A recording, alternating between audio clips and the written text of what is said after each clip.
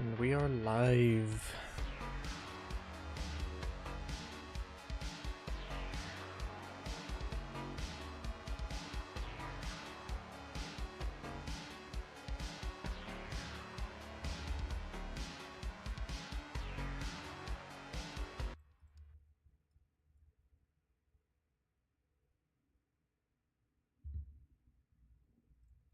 And we are live. Okay.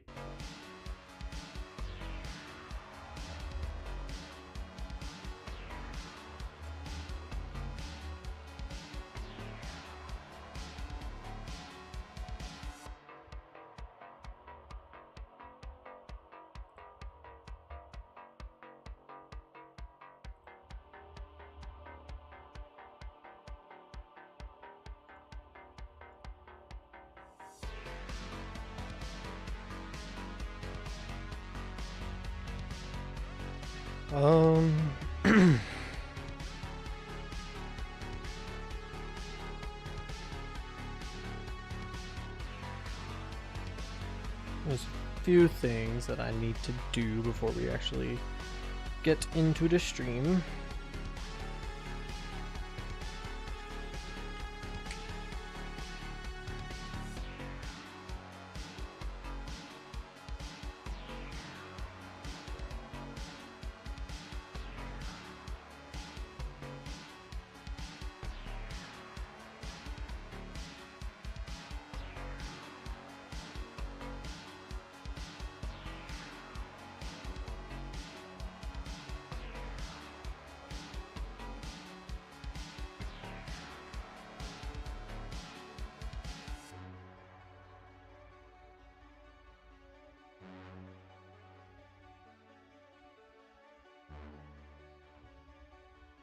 Alrighty.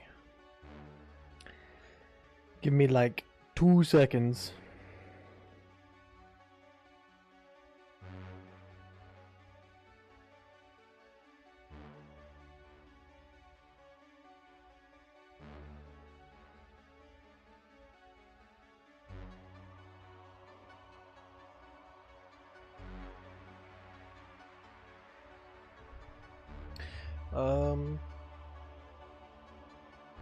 Trying to figure out how to do something.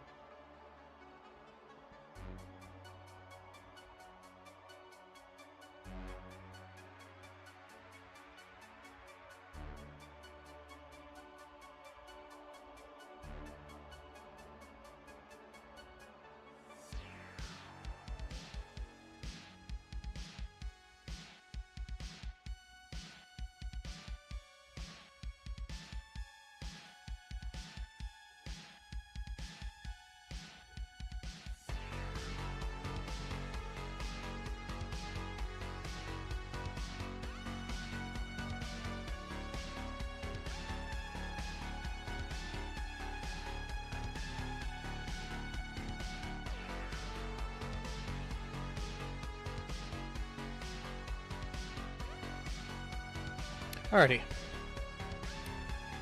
Sorry about that. Let me turn this music down just a tad. Alright, there's a few things that I would like to work on. Main one being, like it says in the title, working on the invisibility shader.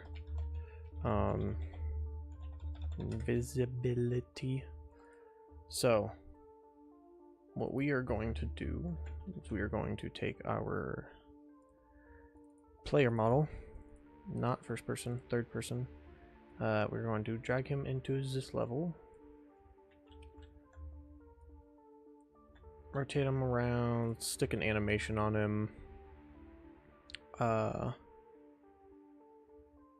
Let's go with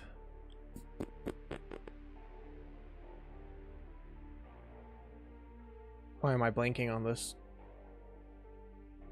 animation? Use animation asset, idle, standing AR idle. Yep, that works. And then let's quickly find this, create a material instance, and drag this onto him. Whoa. That looks weird.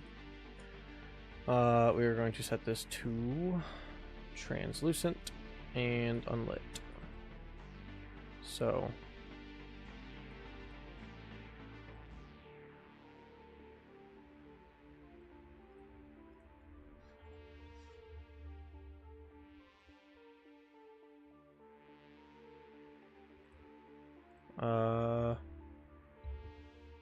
I'm going to open up my old project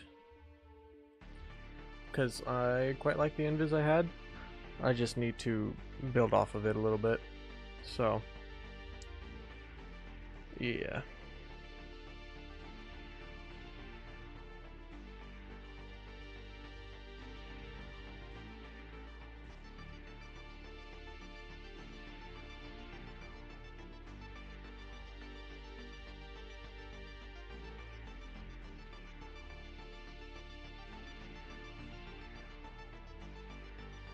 I want to say index of refraction is what I'm looking for. Unreal Engine 5 added a lot of new stuff that I have not worked with yet, so we're just going to work with this for now. Oh shoot, it probably should not be unlit. It probably should be default lit. And then I need to go to this, and oh goodness. I'm going to need to condense this all into a material function. Materials, material function, player armor, I guess.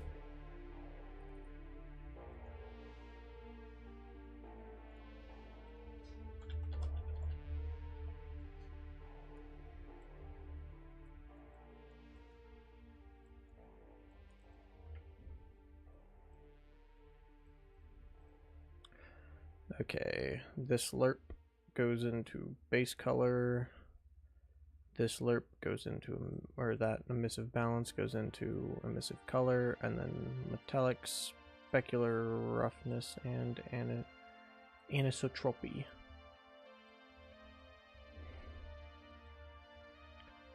So we hit save and apply, and in theory, now we can tell this to expose to library.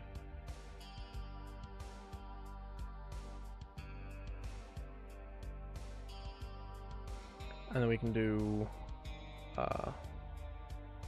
use material attributes, armor, plug this boy in, and in theory, it should look the exact same. Yeah, looks the exact same to me. And this is now black. That is cool. So we want to go into the invisibility shader, tell this to also use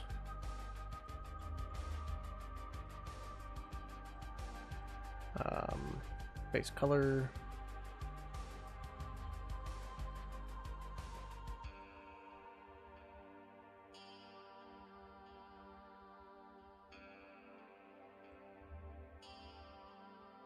ugh, that is ugly.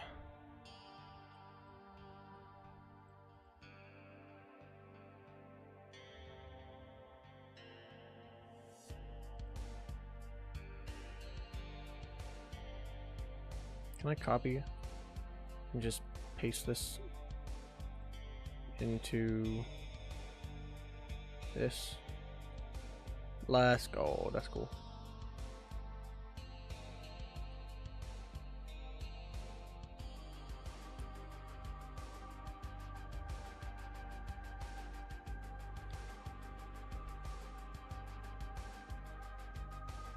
And this is where we run into the first issue of the fact that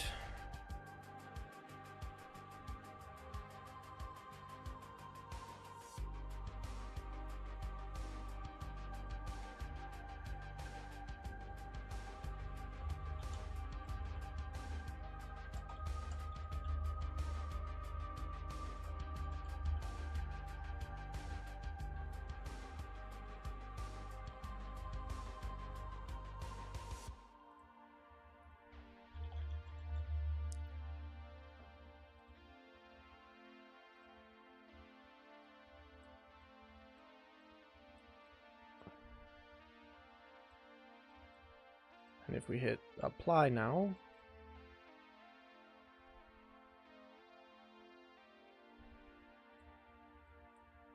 in theory, these should look the same. However, they do not, and I assume that's just because it's a transparent material.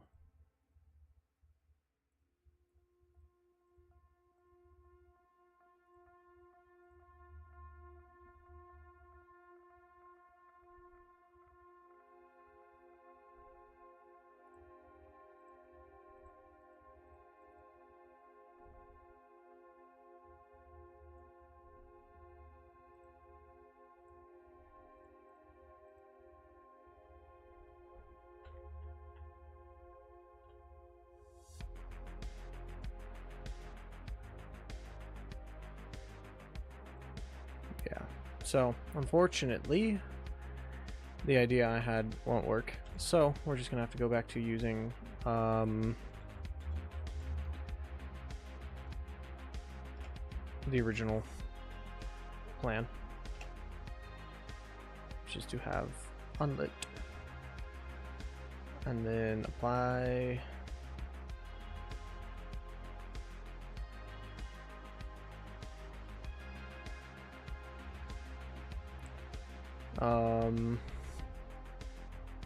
Because translucent materials just don't look right when you're trying to make them look like opaque materials, unfortunately. So,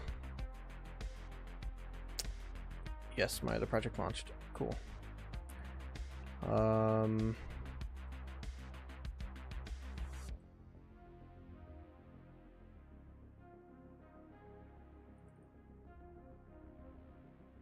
I don't know if I did really anything fancy in here. Huh.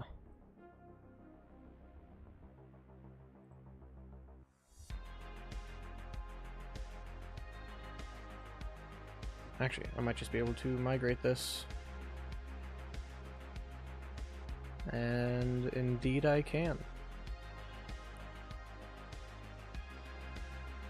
Cool. Oh, I can close that now.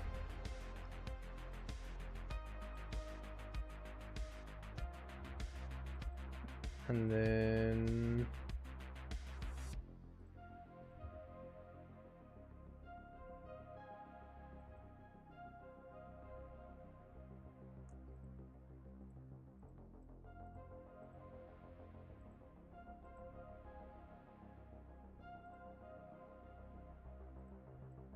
where is the option? Oh, it's right here. I'm dumb.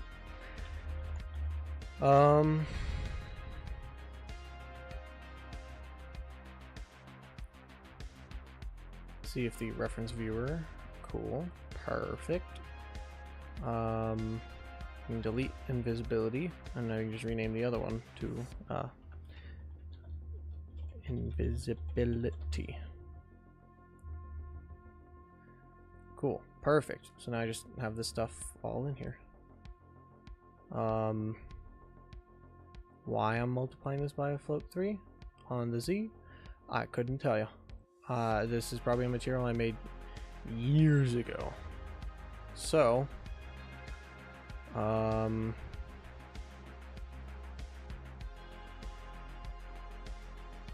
yeah. What I want to do is see if we can do a world aligned normal. Convert to texture object and convert to parameter.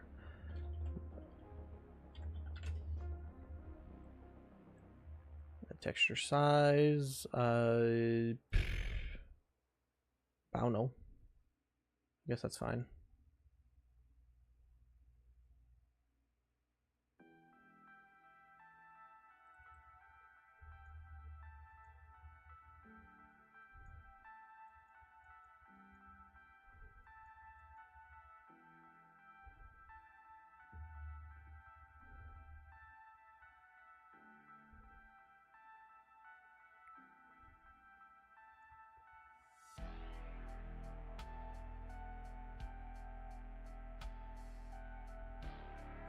I wonder if I can do pre-skinned position.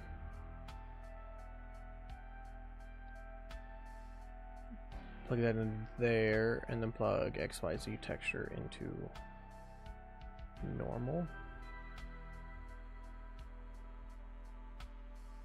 Ugh, vertex interpolator.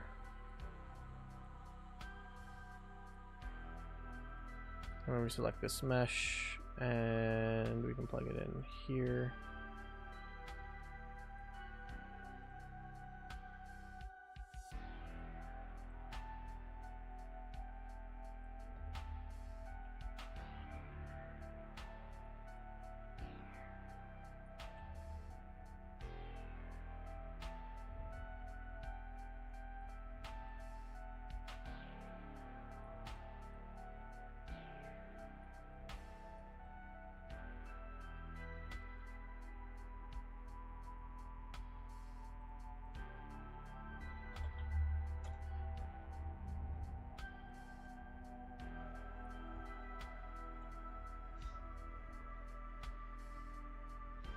What's up?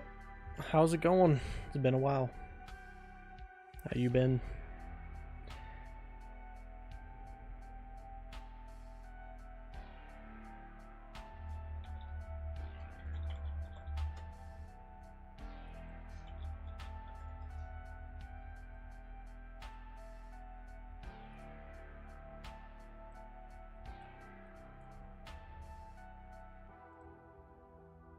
Good, good. Love to hear it. I'm doing pretty good. There's a lot going on in my life. I haven't had much time for coding, unfortunately. But slowly getting back into it. Work's taking a lot of my time. I've started exercising finally, so that's also taking a lot of my time. And then just sleeping, you know, sleeping is kind of important, maybe just a little bit, so that also takes quite a bit of my time, believe it or not. So all things considered, I'm doing great. So I'm trying to work on a new invisibility shader, trying to make it, I don't know, like a little more fancy.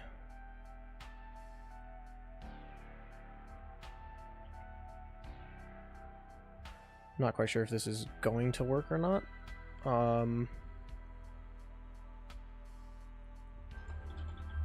But we will see. We gotta get all this code working.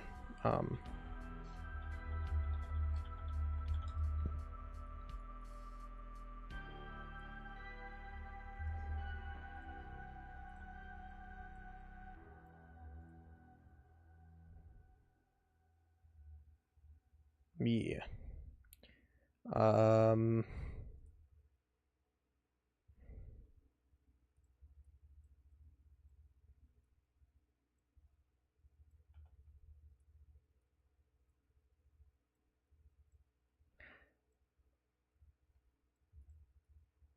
Let's see. Why is this part of this playlist super quiet? There we go. Music's back. We're good.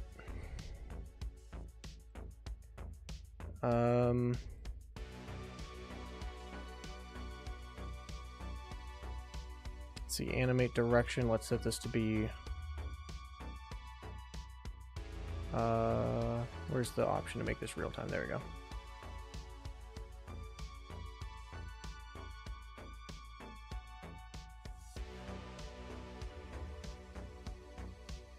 Oof, that's definitely doing something.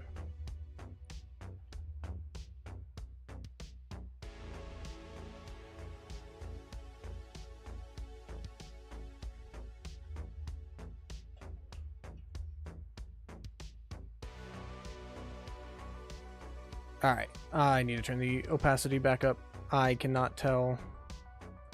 Actually, I'll just create an opacity multiply. I multiply niner. That is definitely what I wanted to type. So, stick that in there. Oof, I probably shouldn't put a max on this.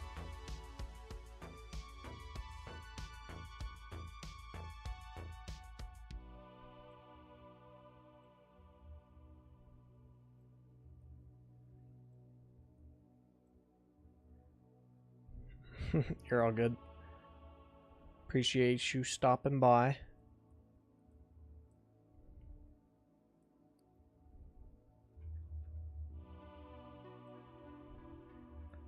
Whoa.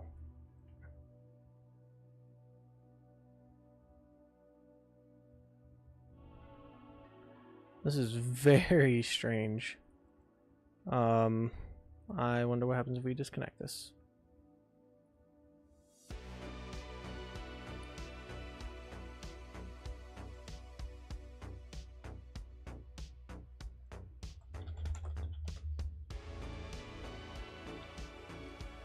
It doesn't animate, that's what.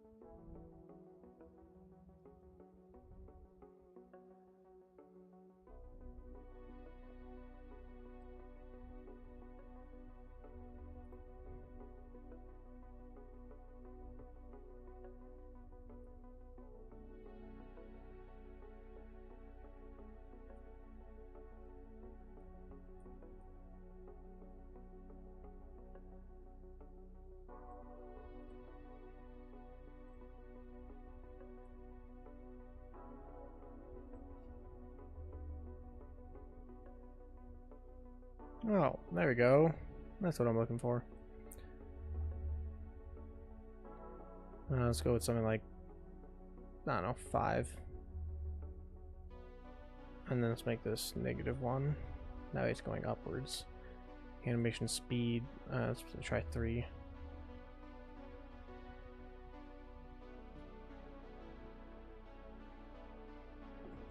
This is not supposed to be double-sided, though. I don't know if it is. If it is, then it's wrong. It is not, so why can I see the back faces? But now if I stick my opacity multiplier at just 1, there we go. Now you can see it's got a nice little refraction, should be 1.03.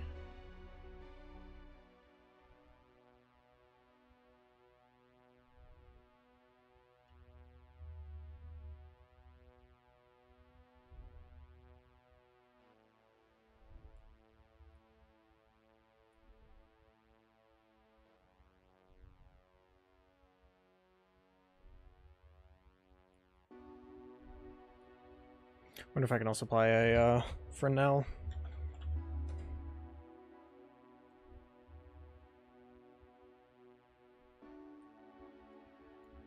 And we stick a power node.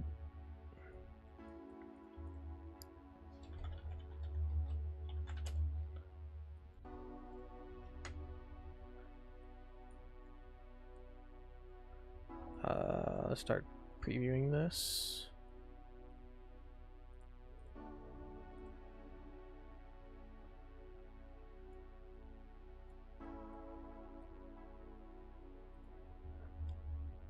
Actually, yeah, value of 2 works.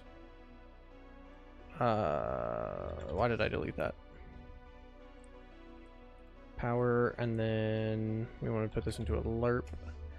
Lerp between... Ooh, let's see, if it's most, we want it to be... What's up, Blizzard? How's it going? Then we want it to be this, and then this.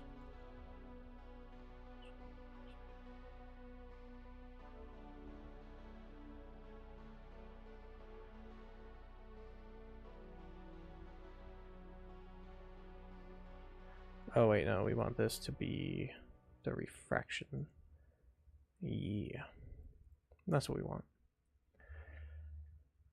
Maybe this will make it look a bit cleaner towards the edges. Or not, you know, that could,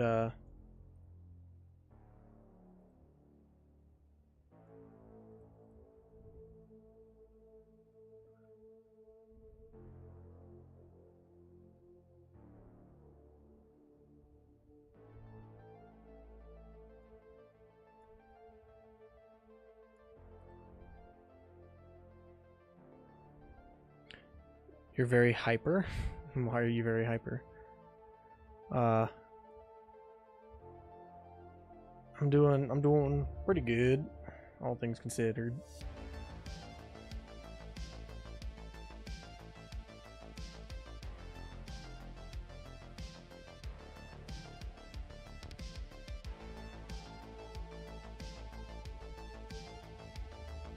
Let's create a refraction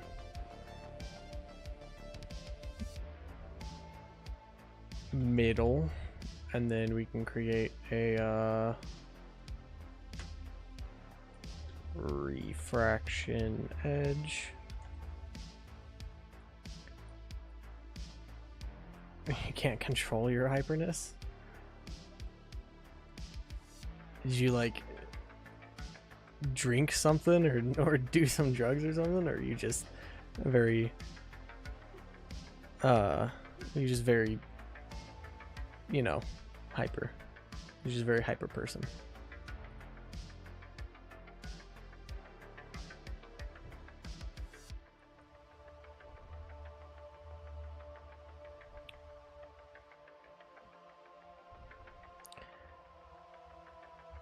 The music that is in the background is... Oh, I'll paste it in the chat. Streamlabs is weird. It wants me to sign in. I don't want to sign in.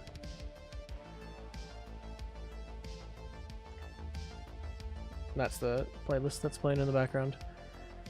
You're just an ADHD person. That's understandable. What's up, Mr. Lonely? How's it going?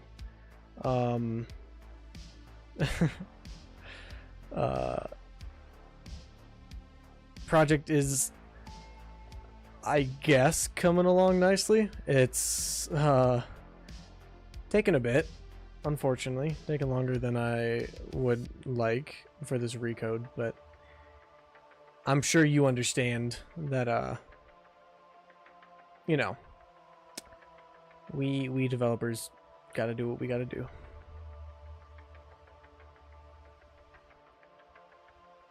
I don't know. I mean, all right, we're gonna do something. I'm gonna say I want you to type the word now into your chat, and when I say now, I want you to send it. All right, so get it ready. Get now typed, and then when I say now, you send it, and then as soon as I see you send it, I'll say, I don't know, got it or something. So I'm gonna assume you have now typed. So I'm gonna wait a little bit. I'm gonna assume you have it typed. All right, 3, 2, 1, now.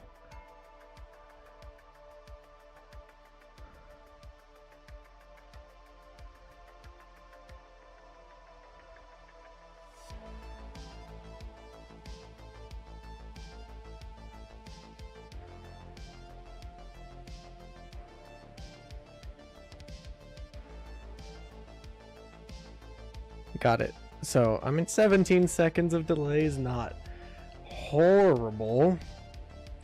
Like if I open up my own stream, let me open it up. If I open up my own stream and mute it because I don't want to hear myself.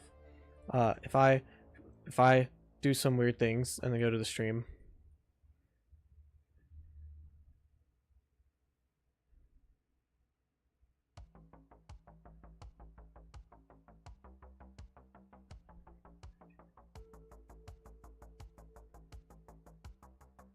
Yeah, 17 seconds. So I also have 17 seconds of delay to myself. So that's just the normal stream delay. So it's give or take 15, 16 seconds.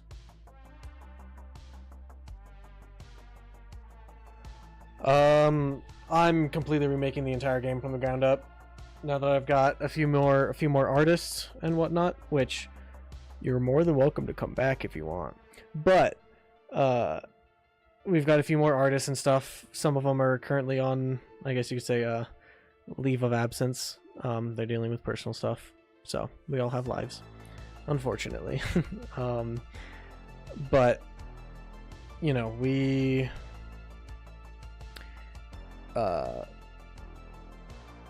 hold up. I want this to look different. There you go. I've been completely coding it from the ground up because I was going to just upgrade the netcode, but it honestly would have taken more work and a lot more mental stress to do the netcode. So yeah, it's just much better if I do it this way.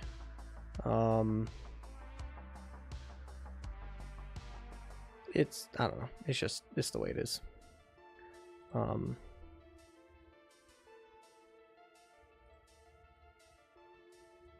So this version is yeah,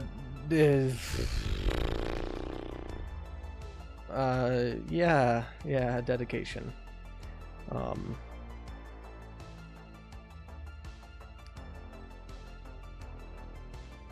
It's a lot. It's not easy by any means. I wouldn't like, game design is fun because it's what I find fun. It's my hobby, but it's very stressful, especially multiplayer game design. Oof, those settings are very, very whack.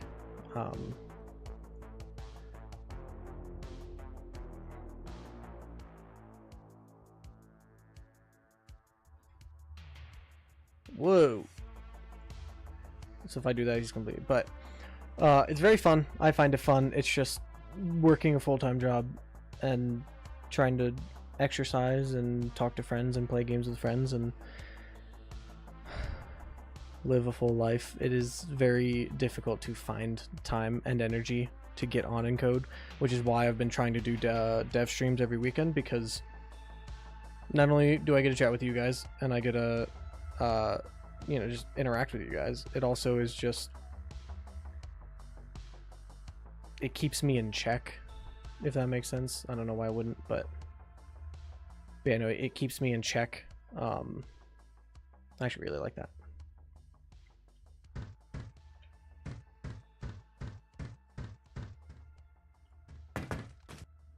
Like, the game looks way better than this in certain instances. Like, if I actually launch the game on Steam, thank you, Tim, I appreciate it. Sorry, thank you, Sindred. I appreciate that. The more the merrier. The more that motivates me to actually work on stuff. But like, if I open up the game, the old state of the game, I'm recoding it from scratch.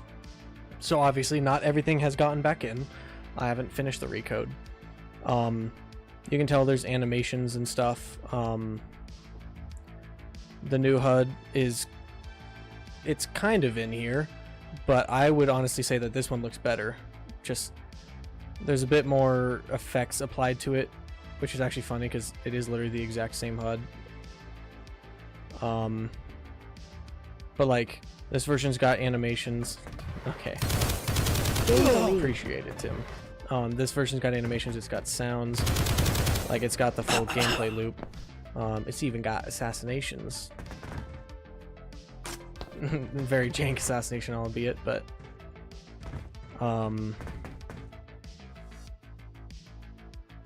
there's no way for me to test the invis to show you what the invis looks like in here, but I mean, you can kind of see it on my gun. Not the best. This is what we're working on upgrading, is the invisibility. And it's also gonna get a huge gameplay change. Right now, when you activate it, you have no footsteps. There's still the slide sound. I don't know if I'm gonna remove that. This is also a texture that my texture artist created. It looks very good. This was her skills test. But like, right now, I can do anything. I can shoot, I can melee people, but as soon as I kill someone, then I come out of invis. It's not going to function like that anymore. It's going to receive a major change where, based off of how fast you're moving, so like this guy's not moving very much, so he'll probably honestly be super hard to see. Like maybe something like that. Like if you're not moving at all, I don't know, maybe something like that. It'll be good. It is. I mean, well, the other big thing is there's a lot of systems that are getting changed. Like the main thing is all of my player code. let me roll back a bit. I have a naming scheme of Gen 1, Gen 2, Gen 3. Nothing, you know, groundbreaking, but that's my naming scheme. So Gen 1 is like purely prototype. That is what the first version of the game was. It was purely prototype, and it was teaching myself how to code, how to use Unreal Engine. I need to go get some water. My throat is dry. I will be right back. I'm gonna go get something to drink. Give me like 15 seconds.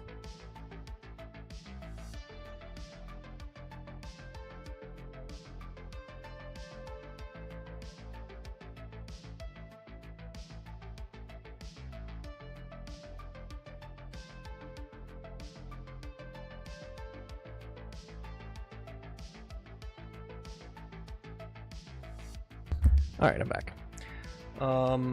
So my you know, the Gen 1 version of the game was just purely me teaching myself how to code in Unreal Engine, learning how to code, and kind of figuring out what we wanted for the game. You know, what was the game going to be? What was going to make it fun? The Gen 2 version of the game was a complete recode. I think I started that in April of 22 or 21, I want to say. And web lights. What is that? Also got me some Gatorade. So the Gen 2 version of the game was better networking, better networked movement, better hit detection. First of all, that was the biggest thing. The first version didn't have any lag compensation, so the higher your ping was, you actually had to lead your shots based off of your ping. So it was this, even though they were hit scan weapons, they felt like projectile weapons. I can dual stream to Twitch, but I'm oh, okay. I could dual stream to Twitch. My game dev community is on YouTube, so I don't really see the reason for it. I think I'm gonna keep all gaming content, which I do. I probably will actually be streaming some gaming content later today, so if y'all want to also see me play some games and suck really bad at them, feel free to go follow the Twitch. I will send the link if any of y'all want to. I did not mean to, well, I don't remember where I was in the playlist.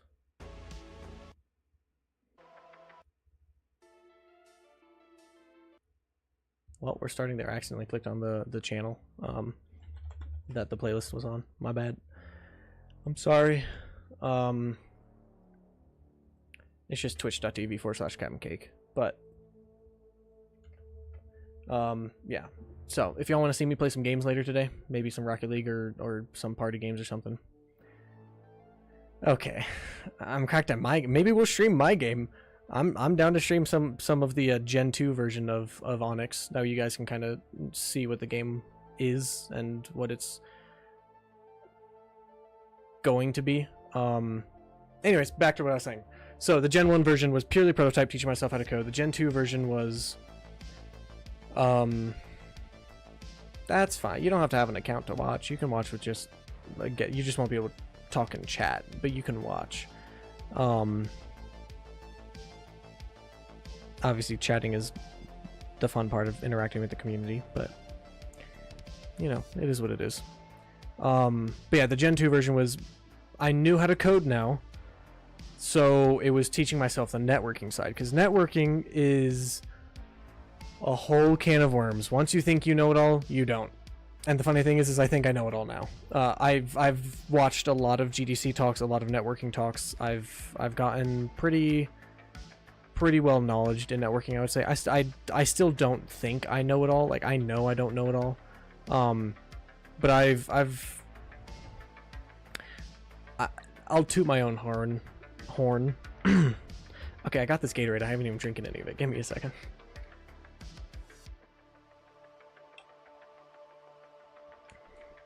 All right. I'll toot my own horn. I'm very good at mostly planning for the future, depending on the situation. So whenever I'm like doing code stuff, I'll think about, what do I want this to do? You know, how do I get this to work? And then I'll think about all of the issues that I can think about in the moment. Obviously, I'm sure there's some that I can't think about, but I think about a lot of the issues that can arise from doing the system like that. So I actually end up fixing a lot of the stuff before I ever code it, and so it allows it to come out as optimized as possible. Like, a lot of the stuff right now, like shooting and stuff like that, like, this is all very optimized, very well coded, and also very well network coded. It's got a lot of redundancies set up, it's very optimized network wise, and so yeah. Anyways, Gen 2 version was purely teaching myself networking, and so this Gen 3 version is kind of the art version. I know the networking now, I know how to code, and I can put those two together to create a really good, hopefully good feeling networked game. And now it's just the art, where we've got artists and stuff. We're working on, I'll show y'all a little something we've been working on, if I can find the chat. It's still going through iterations, so, and actually I'm probably going to pull one of the very old iterations. Oh, thanks for the follow. We're going to open up Blender. This is one of the old iterations, and we're pausing on this right now to do, we're going to focus on something else to get this version prototyped a little faster. So we're essentially, we're going to make some Gen 2 models, which they won't look the best, they won't be super high quality or anything, but they'll have all the moving components for me to get a lot of the gameplay working again. I think it's this one. So this is the current new assault rifle. Very good, very cool, very proud of it. My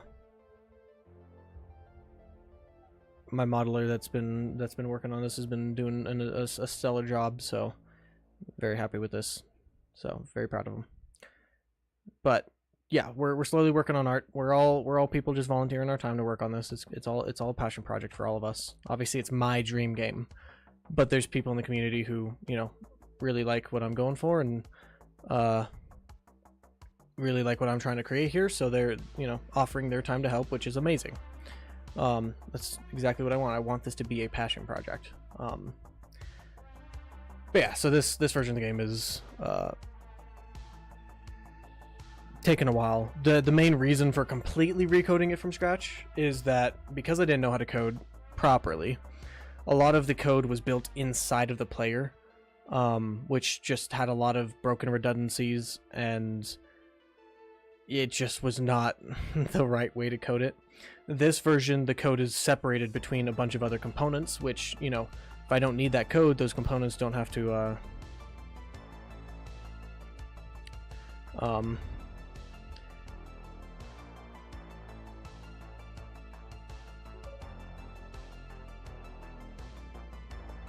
Oh, shoot, the game ended. Nonsense, Mr. Lonely. That AR is very close to the concept that you made. We've just kind of refined kind of our style for the Tron lights, but other than that, it's like the shape wise and everything is still very close to what you and I came up with. Well, I should say you. I was just sitting there moderating you, as a team lead does, but it's still very close to what you did. So, and I will never stop saying thank you to you. I'm grateful for what you did. You helped a bunch. So,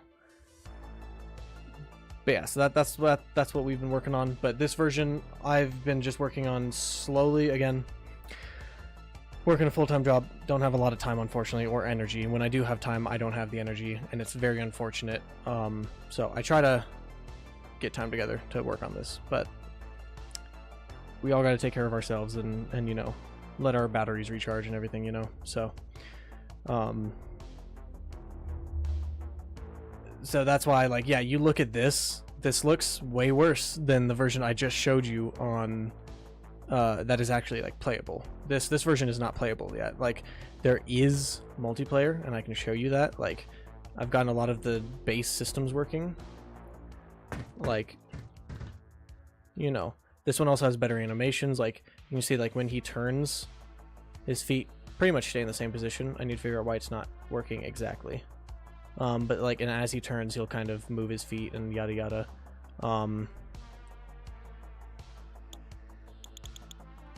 There's like, this version is just a lot better. It's just taken a while to. Don't look at those errors. Those are just suggestions to fix. So yeah, this version.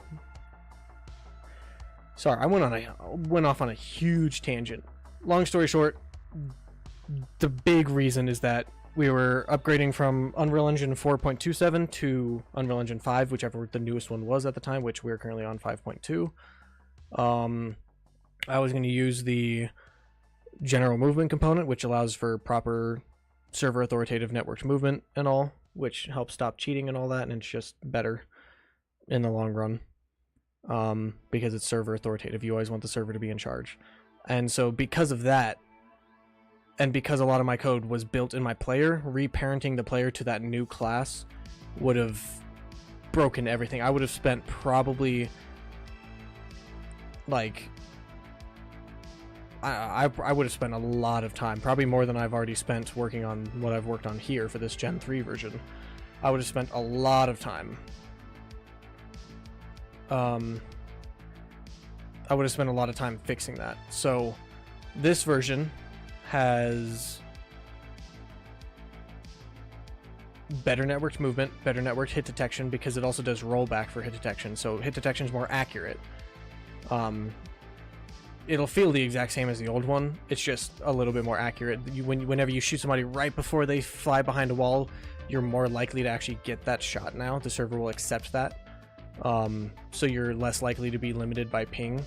So high ping players will have a better chance. But there's also rules that we're sprinkling in there to make sure that high ping players don't ruin the game for anyone, and that high ping players aren't having a terrible time because they're playing on high ping. But it's ping. You're obviously gonna have issues. But not only that, we're switching away from Steam networking, and we're using Epic online services, which it'll still use the Steam like services to matchmake and all that.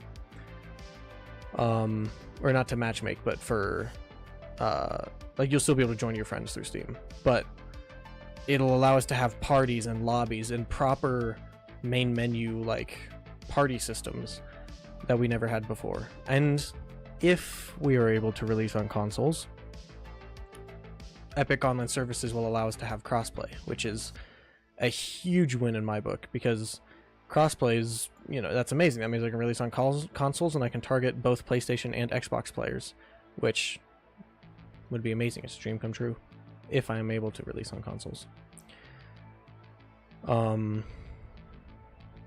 But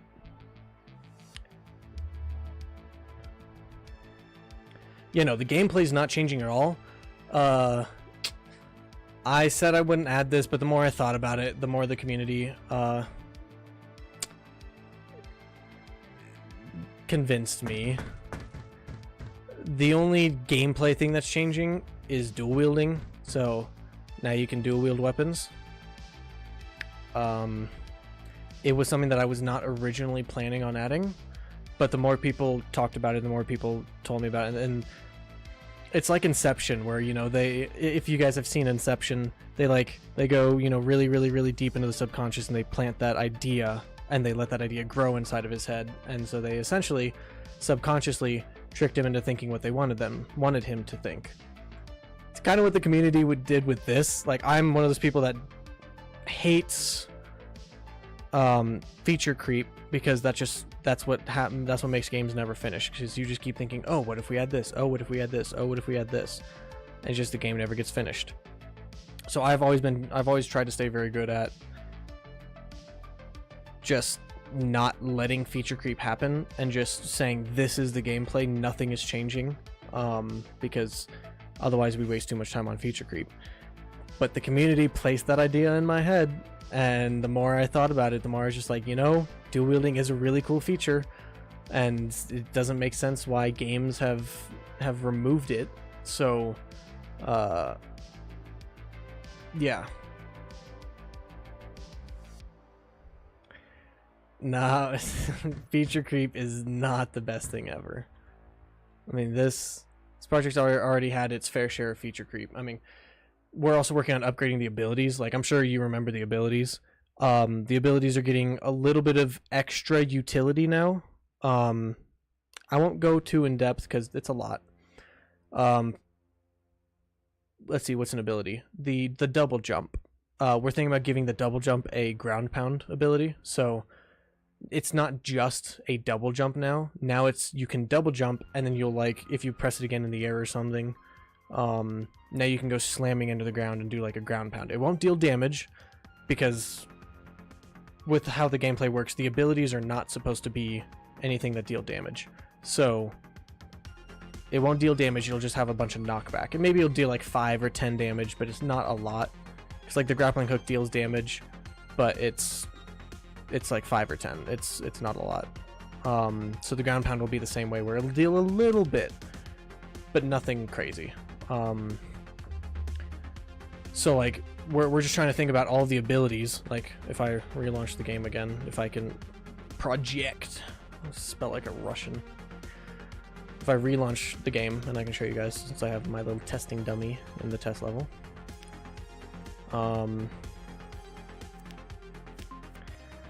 It's like the abilities, they work, but some of them just, like, you don't, how do I say this? There's no real incentive to pick them up on the battlefield, other than, you know, I don't have an ability, I want one. So like, you got the grappling hook, super fun, you know, it's your grappling hook, you spin around with it, super fun, you go flying. And then its second utility is being able to pull stuff to you. So like, if I wanted that Healy beam, I crouch. If you crouch and you hit something, it'll pull it towards you. So if I crouch and look at this player, he'll get pulled towards me. But if I'm not crouching, or if I'm just in the air, like if I crouch in the air, I'll still get pulled towards him, because I'm not like grounding myself. I'm not holding myself to the ground. But if I just look at him and grapple, it'll pull me towards him. So like the grappling hook has a lot of utility. Thruster pack, it doesn't really need more utility. It's a thruster pack. It's used to dodge. Its utility is that it's both a movement to get you to, like, if I'm sprinting, I can thrust and I get some speed from it. But it's also, in gunfights, it's a defensive ability, because now I can like jump this way and thrust and like throw somebody's aim off. And it can just be used to cover wider distances. So it never needed an upgrade. The shockwave got its upgrade. This is what these are for. If I start shooting the plasma rifle, it can now catch the shockwave. Used to be kind of like a ground pound ability. But now I can, like, it'll be a thing of, this is shooting really slowly, so I can't really show you. But it's something that you can hold up for like 1/10 of a second, and you can catch projectiles, and now you can throw them back at enemies. So it's just a little thing that you can very quickly catch projectiles and shoot them back. It's super fun. We haven't actually ever got to play with it, but I was playing with it just against some just standing still bots that I told to just shoot straight at me, and it was super fun. Like the fact that I can catch a rocket launcher and redirect it, like that's cool. Like that, like it's very fun, and you can catch technically an unlimited number of projectiles. So, but it also serves the dual purpose of it kind of acts like the repulsor from Halo, where you can like if I just jump and I blast it, you can see I get a little bit of backwards momentum. So you can use it to like that. You can also use it to get some movement. So like it has a lot of utility in the game now. So very fun. And I can't wait to actually get this in-game and prototype. It also catches like hit scan bullets. You'll actually see the bullets sitting there like floating around your Is there anyone in here who has access to the game? I could get them in here to show you guys. If there is anyone, feel free to join me. I'll show it off. But like that was a whole massive upgrade. Made the gameplay way more fun for me because I'm the only one that can use it as the server. Clients were not able to use it. The hologram, it's just a very basic hologram. You know, nothing fancy. We're thinking about adding it to where you can actually like swap places with the hologram. You can like switch places with it, so like you can wait for it to recharge.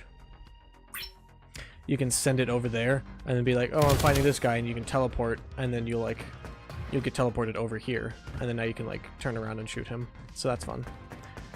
And then the double jump again. Nothing. It's just a double jump. Like it just lets you get to some higher places. So it works. It's a great ability if you want to get to higher places, but otherwise it's kind of useless. You can't really use it too much, and there's no reason for picking it up.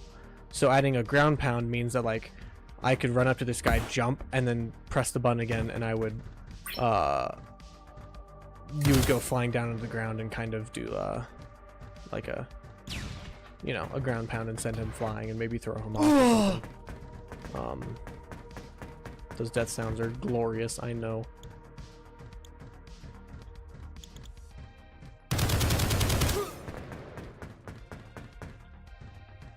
But so yeah, essentially this next version of the game will have weapons like that. Like this is the sniper. Look how bad that is. That's a terrible model. That's the Gen 1 model. And if you look at the reload, oh, it doesn't play the right reload. That's cool. That's the reload. The mag just goes out and goes back in. Very boring.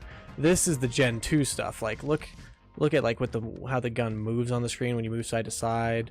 When you like look around, it kind of moves. When you look, like it's got the whole ADSing.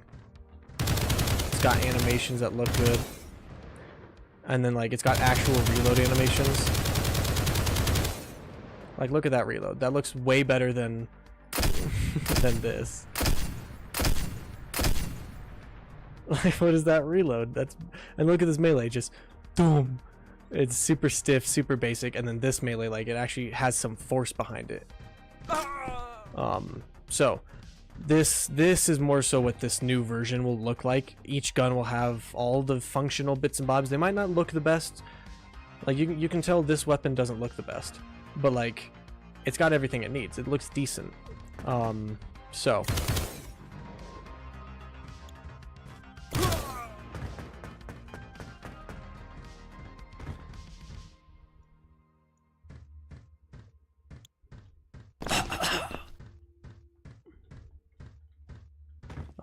where's the sniper rifle does not look amazing. Stop gaslighting me.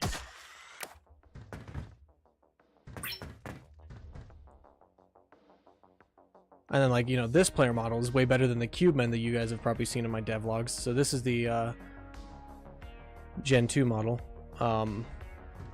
If y'all haven't seen the concept art for the new player model, it is absolutely glorious.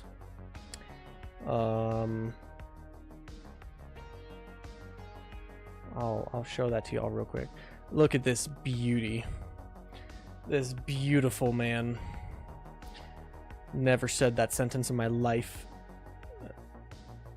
Yeah, I'm on the testing branch. But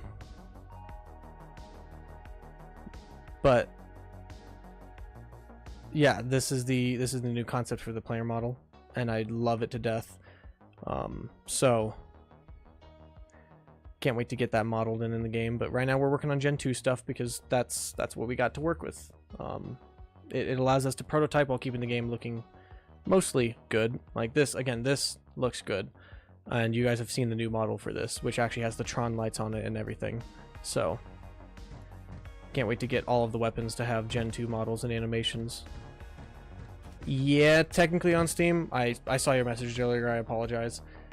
The only way to get this game is to join the Discord, which I assume is you who just joined, and then sign up as a tester. There's a channel at the top of the server called like testing announcements or something. And there's a sign up link where you can sign up as a tester. Currently, you can sign up. I implore you to sign up. I think that's the right word I'm looking for. I'm very tired. Hey, what's up?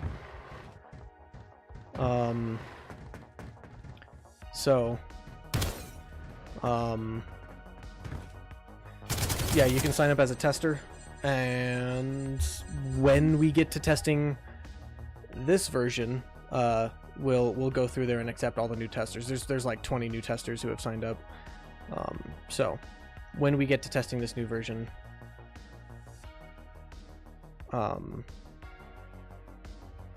so you don't have Steam linked to Discord. Oh, you don't have to have it linked. It's just we just send out a Steam key, and you just redeem that key. You don't have to have it linked or anything. You just, for the sign up, you just have to put your Discord ID, your Discord username. Stop that. Come grab like. Oh, there's no chat in this version. Oops.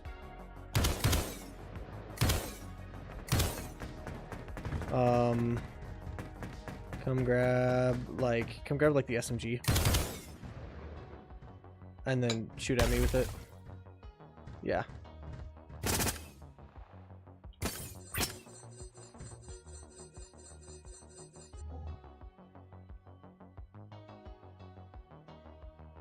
Yeah, just start, Mr. Lane, just, yeah, that's fine.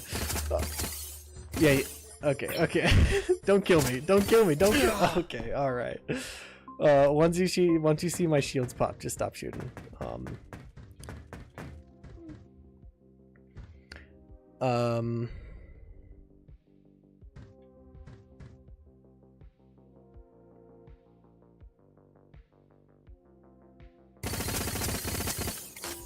See, like, that was actually a perfect example of it.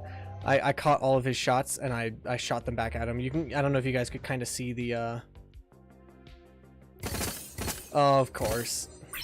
I don't know if you guys could see the little, like, crystals, like, bullets floating around.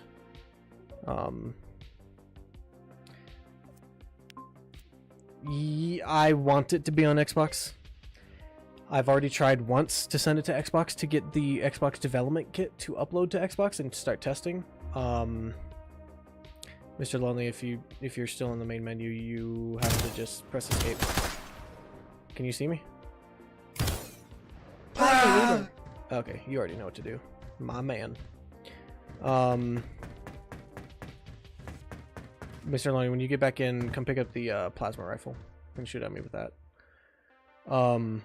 But yeah, I want it to be on Xbox, but they have to accept it, and in the current state of the game, it is not worth it. Like, Xbox, there's no reason why Xbox would accept it.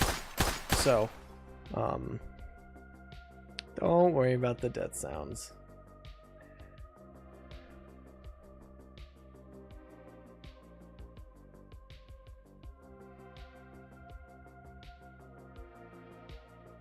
Yeah, that's fine.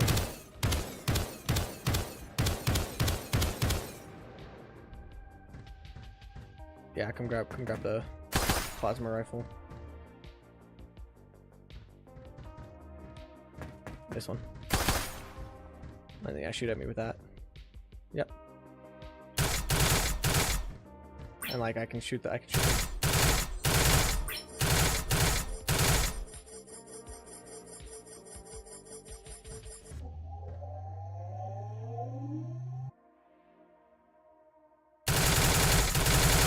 See, like, I can catch the projectiles and shoot them away. Do rocket launcher. Lost the lead. Damn. Okay.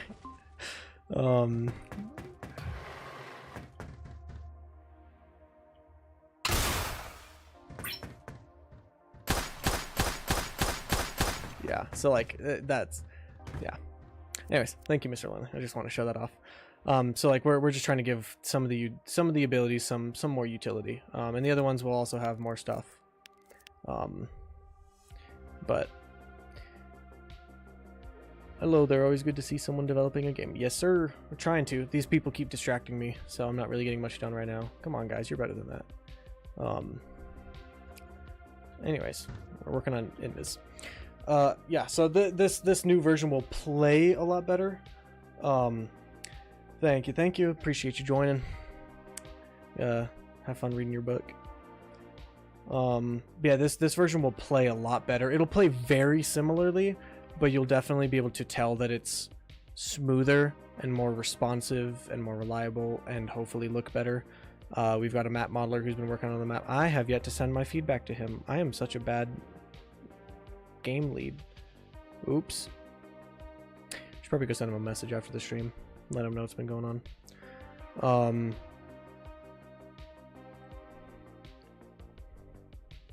Yeah, no. That's why that ability only works for the server, because I never got to replicating it properly. I just very quickly prototyped and threw it together to catch projectiles and stuff like that. So yeah, it's very buggy on clients. Clients can't even use it. And when the server uses it, they can't see it. They can't, you know, when the server shoots stuff back, nobody sees it. So, yeah. So like, this version will play very similarly, if not identically. It'll just be a lot more reliable, a lot more fluid, and look better, and it'll just be better all around. I can't wait to, once this version is ready, we're gonna have a vertical slice of the game. It'll be, I'm thinking like 4, maybe 5 weapons, nothing crazy. Probably these armors, and 1 map, and all the sounds and animations and stuff that need to go with those things to make it look and sound and feel good. And we're gonna host a closed alpha, and essentially we have a Discord bot that we've been working on, and we'll open up a channel at 4 times throughout the day, and you'll essentially be able to go into that Discord channel and redeem a Steam key if you get there in time. It's first come, first serve. And then yeah, if all 200 people get their Steam keys, then we'll have a private alpha. You'll be able to download the game. You won't be able to do anything because the servers will be closed until the official day to start it, but I'll allow you to download the game early. That way you can be ready for it. And then just that weekend, we'll open up all the servers. We'll say like, these are the dedicated testing times, but you're welcome to test with other people. And then yeah, so I can't wait for that. If I minimize this is the current countdown for the latest that I want to announce that closed alpha. This is also my birthday, but whatever. But yeah. Anyways, back to the Invis. What is its gameplay change going to be? Like I showed you guys before, you're invisible until you get a kill, and then immediately takes that away. I don't like that. The thing that made the invisibility fun in Halo is that you could get multiple kills back to back to back. So what I'm going to do is, based off of how fast you are moving, you will become more visible. Like the distortion will be greater, and maybe I'll turn up like the opacity a little bit too as you like fly through the air. You probably kind of glow your crystal color. I'm still debating about that. So yeah, like as you're flying through the air, like, you know, if you're just standing still and then you start moving, like your distortion will become more visible and more distorted. Like it's having a harder time distorting the light around your player, something like that. And so you'll be more visible if you're moving faster. So you still want to be sneaky, and it's not going to go away if you get a kill. That way, you always have your invis as long as it lasts. There'll be a little timer around your radar when you activate it. And then we're thinking whenever you shoot, there's like an effect that'll like ripple across the player. Not quite sure how I want to do that yet, but we'll figure it out.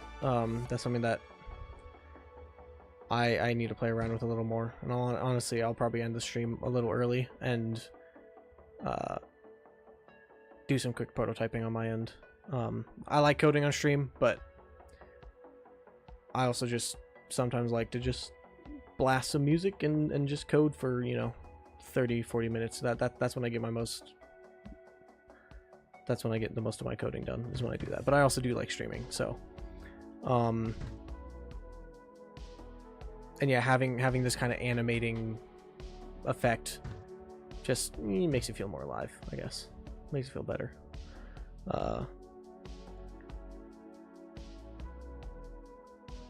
Yeah, so the invisible, it'll kind of function more like Halos, but it won't look like Halos. Just because there's not really an easy way to do that on Unreal Engine, but yeah.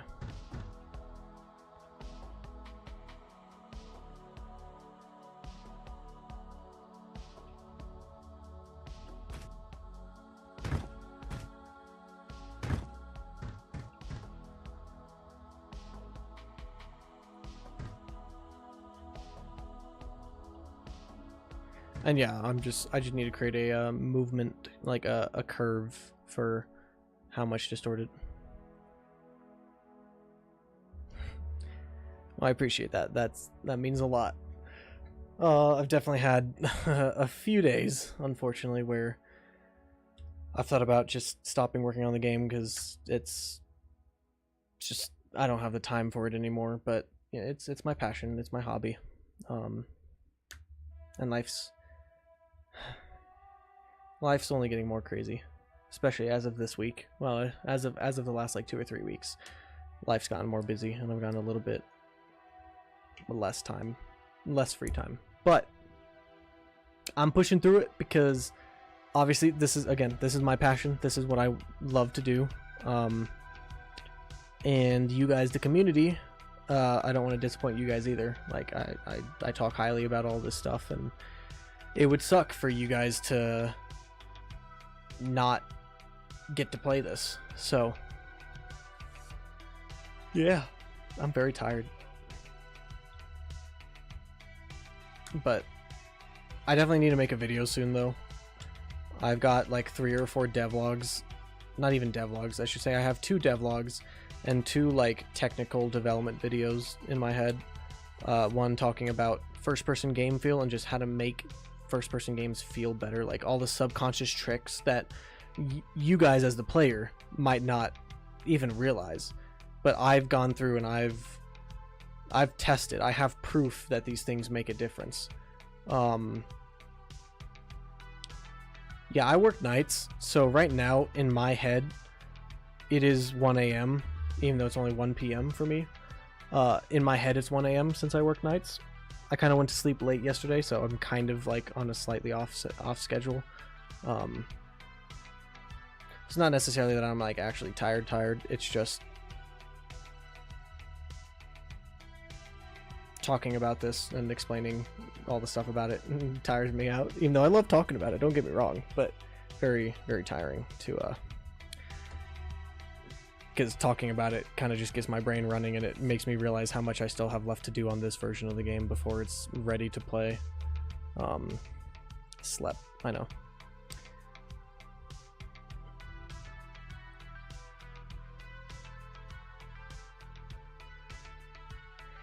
Nah, I'm good.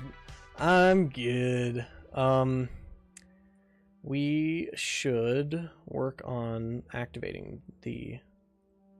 That's one of the things I want to get done before I end stream today.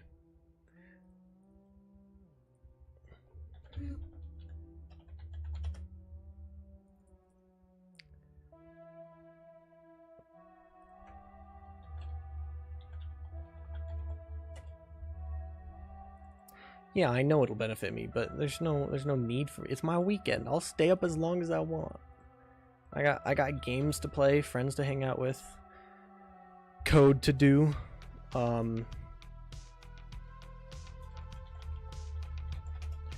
So no.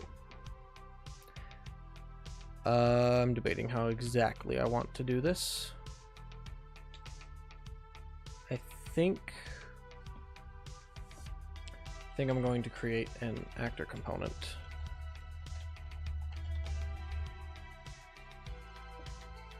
That's a good question. Take the focus off of me and stick it on Blizz.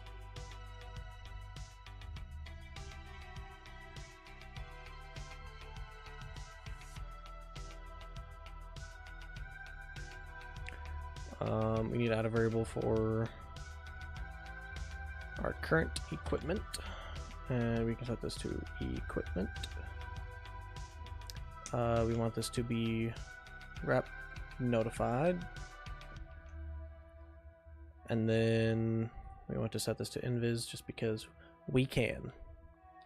Now I can go into here, we can add this equipment to our player. And then for, oh gosh, I have a lot of tabs open. And then for temporary, we just want to create a temporary keybind.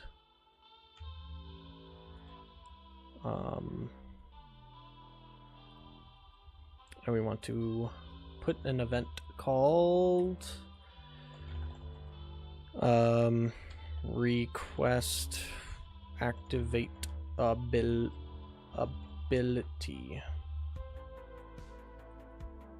And then we want to have another one called activate ability, and then we want another one called server underscore activate ability.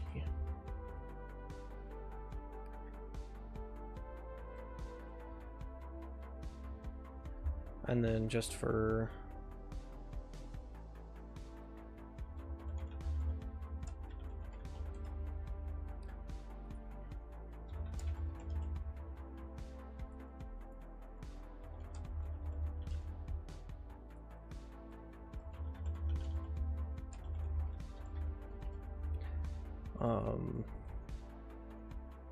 and then boom, activate ability, we'll just do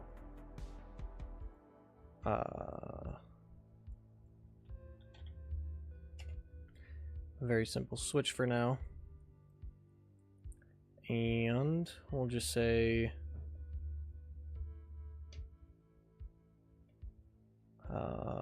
that's what we need to do. I need to create a new equipment.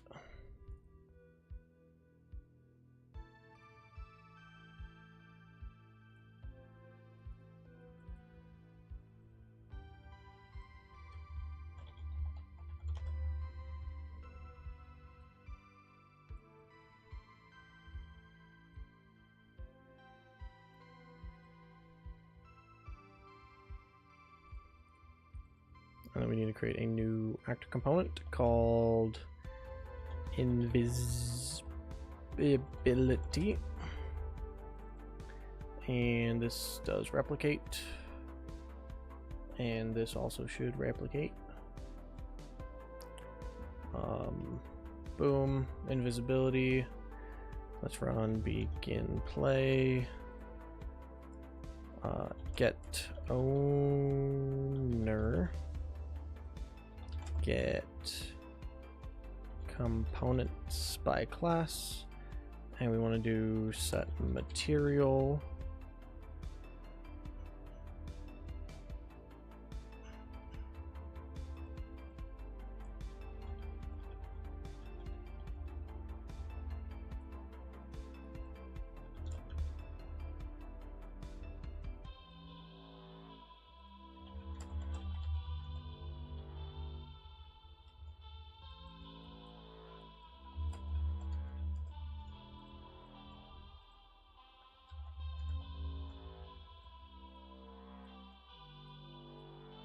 This is not the right way to code this, but we are speed prototyping just to get this to work.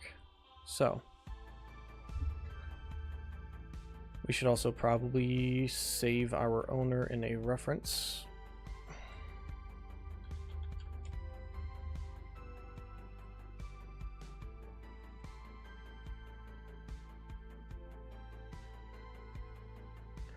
Because that will save us a little bit of performance. Very, very much still. Why are you still hyper?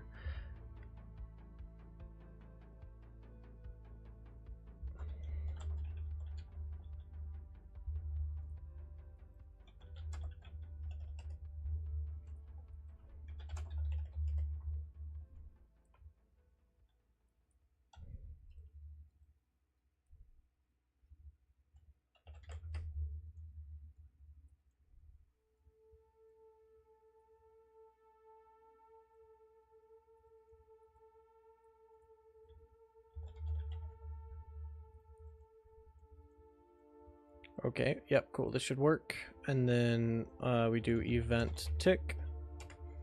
Oh shoot, no, we need to do a create dynamic material instance. Parent is going to be invisibility base. Promote this to a variable mat_invis. And then we plug this into here. Boop, and then we plug this into here. And boom, we get our owner. We get velocity. We get the length of the velocity, not path length. Vector length. And then now we create a curve. Data, equipment, miscellaneous, curve, float. And we're going to call this invis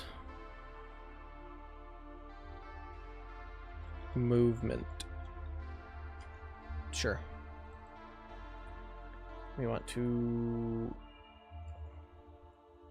0, default value is 1.02.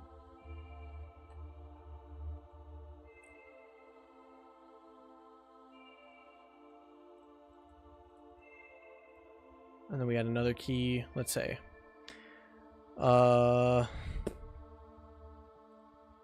say if the player is moving at walking speed.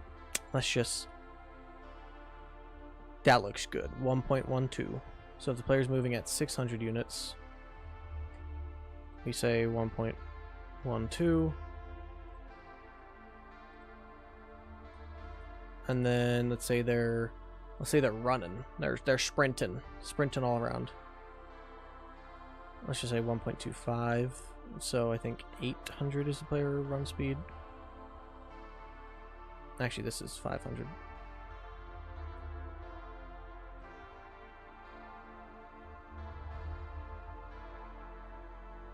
And then let's just add another one. Say that if they're moving anywhere above this speed, then they're cool. Yeah, that'll work.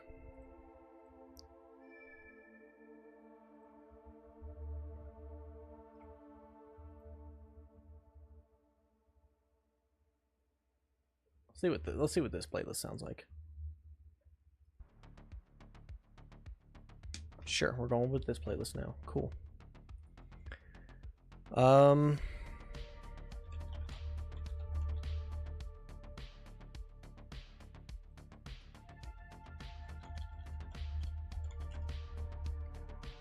Boom, boom, boom, get float value. Boom, we stick this into there. Boom, bop, we set scalar parameter value.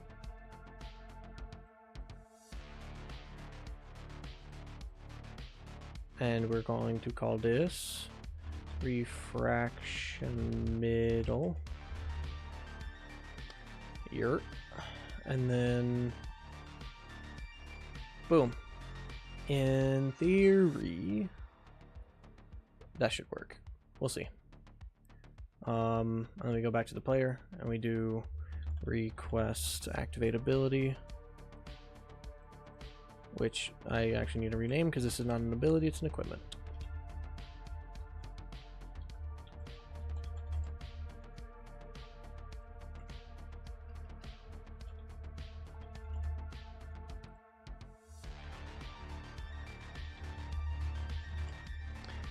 So if we just quickly run through this, we go boom, we press the button, we request the activate equipment on this, and then in here we activate it, and then it activate. Oh, we actually have to add it. Get owner, and then we do create component, add component by class, yurt, and then we do invisibility. Alright, now this will work. 100% guarantee it. If it doesn't, I'm ending the stream right here. So you guys better hope it works. Okay, yeah. So we look over here. Dang, my frames are horrible. So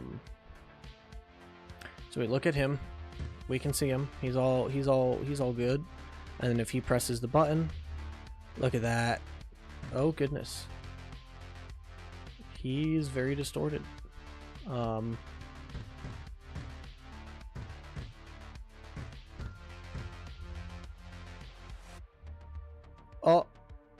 yeah, that would that would be the reason. All right, my bad. I'm ending stream here. Goodbye. I'm kidding. Obviously, it'll work now though. Guaranteed. I just forgot to set the variable. So if he goes and he presses the ability, he's invis, but look at that. As he moves, he becomes more visible. And if he, obviously the weapons need to turn invis too, but. And then as he starts running around, he still becomes more visible. But as he stops,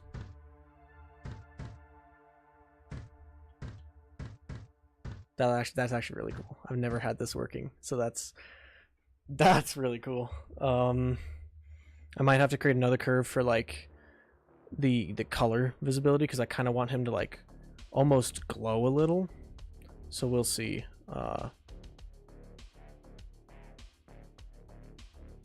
Let's see if I can. I don't want to cast shadows. Shading model. Yeah, I just don't want shadows. I appreciate it, Dr. Rank. How's it going? For the color, we want this to be 0.6, man, 0.8. Oh wait, I can keep this on lit.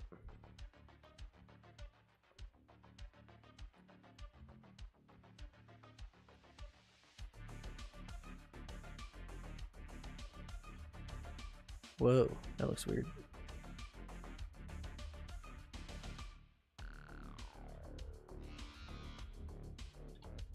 It's weird how giving it color makes it more visible. I mean, it's not that weird, but like giving it color makes it more visible.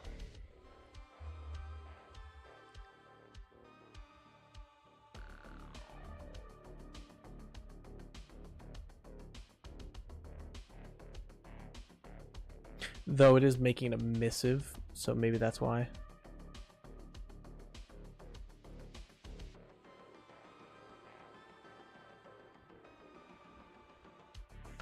Yeah, I'm thinking like as the player moves, it also like, you know, you'll see the color go from like this to this. I think that'd be cool. So let's get that working too. Where am I trying to go? Here we go. And then we do color viz, I guess. By default, that's 0. Plug this into emissive color. Boom, save, apply.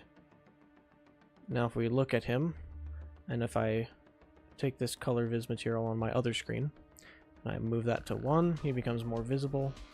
And I can also make him, you know, really visible.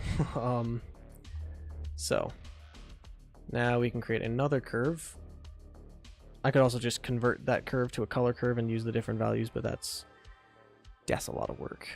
So we're just going to duplicate this and call this invis movement.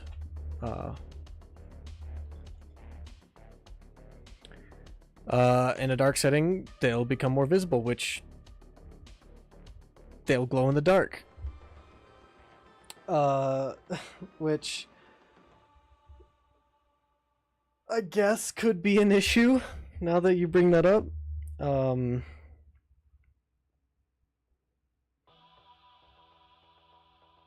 But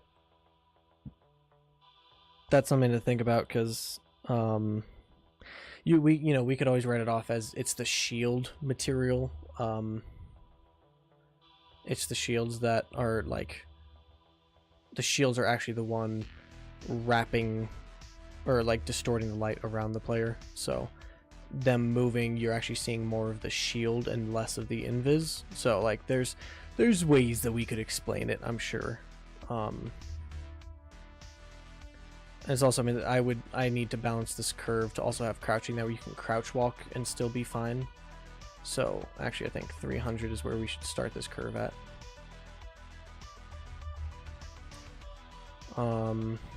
Instead of 0. Actually, probably should start this at 0 and just add another key and say if the player's moving at crouch speed, which I believe is 300, distortion is like 1.01 or 1.03, so it's just slightly more.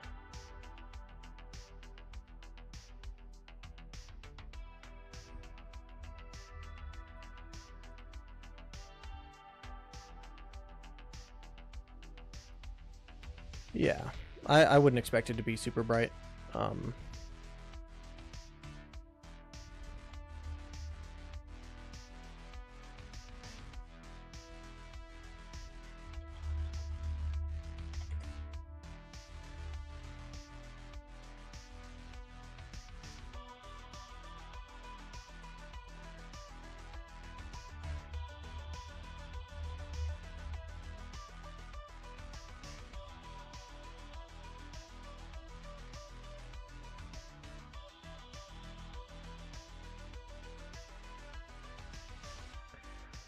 So yeah, we'll see how this looks.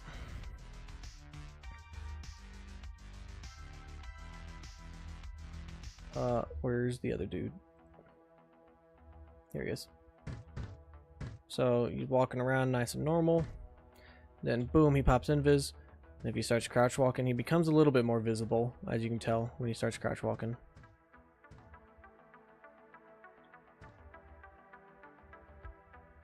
He seems honestly too visible right now. Huh. I gotta play around with the values. That's the whole point of the curve, is that it's something I can play around with and tweak and balance. And obviously this will look different on an actual map where there's detail and not just this little grid stuff on the ground. But if he starts walking side to side, he becomes more visible. And if he starts sprinting, he also becomes more visible.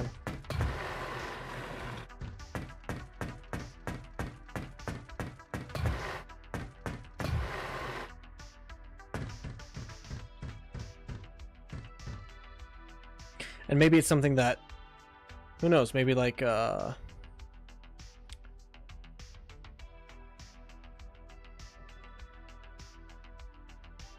don't know, maybe we do like a Fresnel on it instead.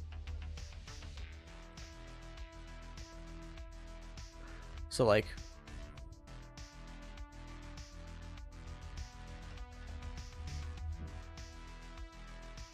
like maybe we do a Fresnel so it only shows the edges of the player and not the whole player itself.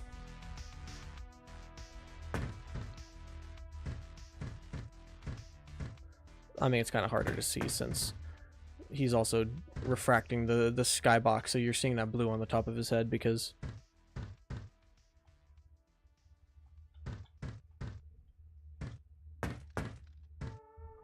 actually we can go over here, see kind of what it looks like in the shadow.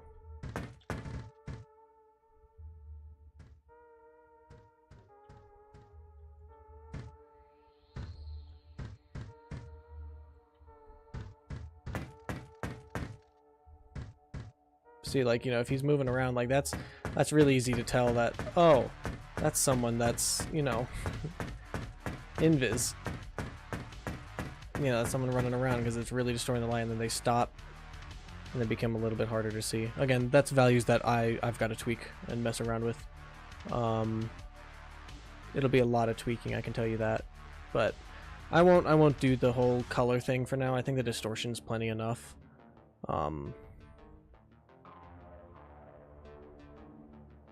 If anything, I'll get the player color of their actual armor and stuff, and I'll just make that slightly visible, if anything, but I don't know if I actually want to go with that system. But like,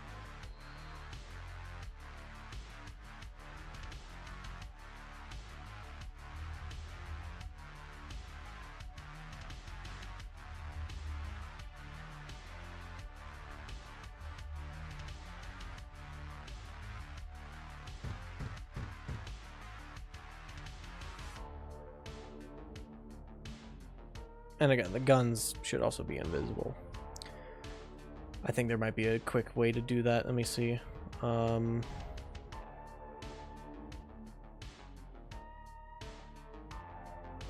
me just collapse this into a function and call this set invis, I guess. And invis will be actor. I mean, do get attached actors. Cool.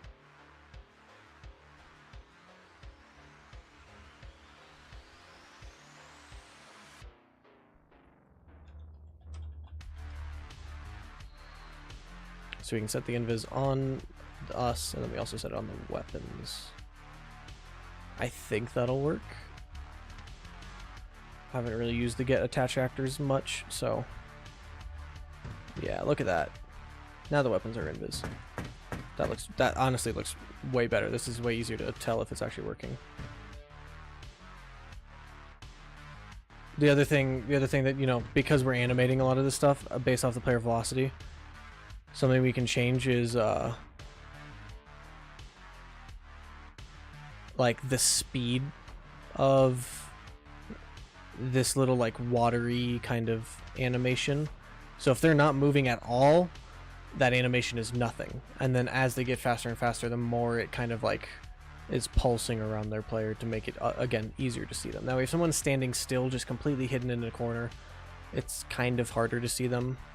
You don't want them to be completely invisible, obviously, because that's going to be annoying that you walk into a room and you're like, he wasn't even standing there, kind of thing. Like, so, but this is really cool. And if we also look at this dude, if this guy goes invisible, you can see his gun.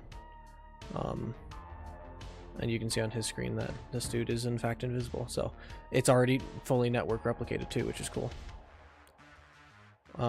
Obviously it would need to be animated, but it works. For a quick prototype, it works.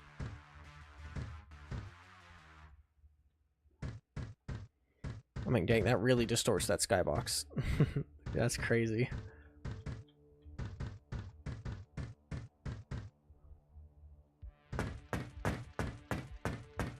Like, that is crazy.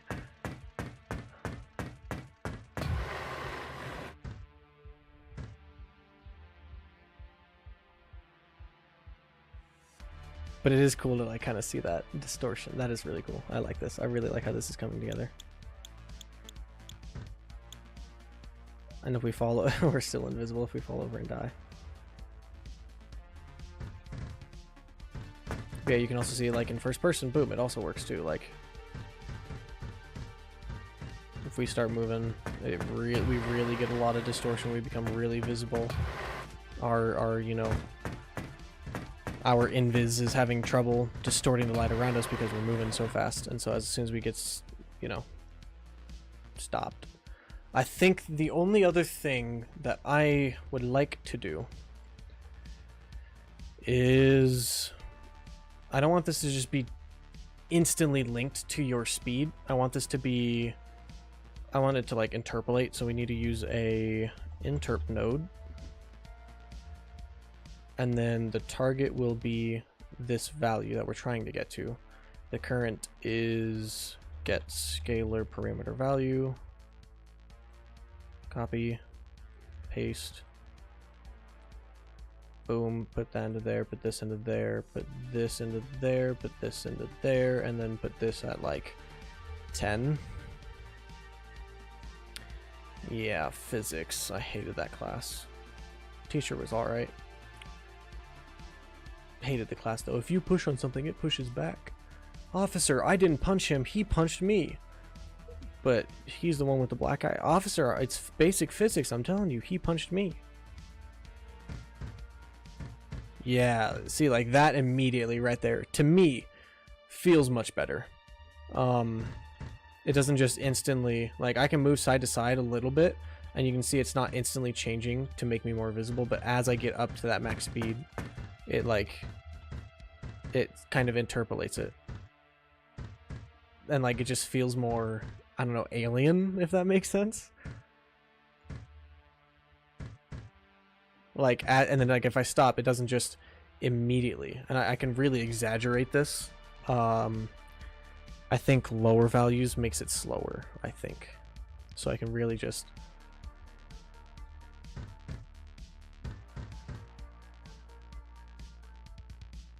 Okay, maybe that's maybe that's a little too slow.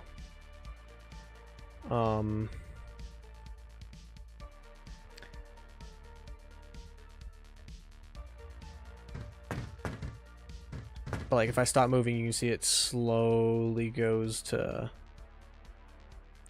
It slowly moves to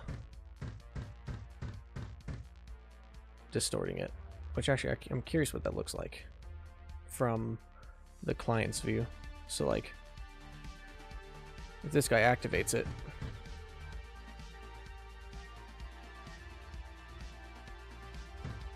and he starts moving and then he stops, you can see it slowly distorts him back. I really like that. I like how that feels. But I think I'm gonna stick this back at 10. I think 10 was a good feeling number. Somebody's using the blender in my apartment right now. That is cool. I don't know if you guys can hear that. I would assume you can.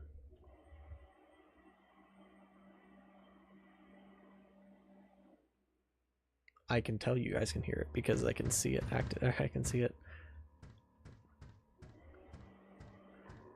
This feels so much better. Like this is gonna change how people use the invis immediately. Like yeah, he's running around and he stops, and you can kind of see it like quickly animate to not being full visible. So like I don't know if you guys can tell the difference. I can, because I know what I'm looking for. Like let's just say if he's walking and he stops, there's a little bit of a time before he actually goes to full invisible. Whereas if I just plug the value directly in, it's just instantly, as soon as he stops, the invis is immediately back. Like it's just, I guess it's a lot slower. This way you can still tell it kind of happens, but that's just because of the physics. Like if he stops, boom, he's immediately complete invisible. But if I plug this in, I be yapping sometimes. I apologize. That feels really good. I'm gonna have to mess around with the actual, like, with a lot of these settings. I'm just getting the code prototyped. Once we get the maps and stuff done, and the animations and all better, then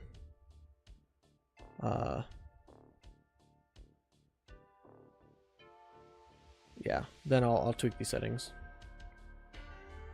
Exactly. So yeah, this should feel a lot better.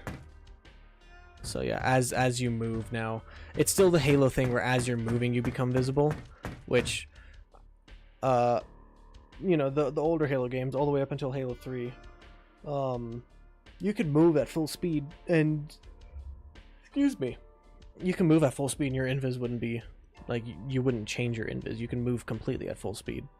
But because they added sprinting and all that, they had to do something about it. So, but I really like this. I need to probably play around with some of the, not only some of the values, but also the type of refraction that the material is using. Because if I search refract, it's using the index of refraction. I don't know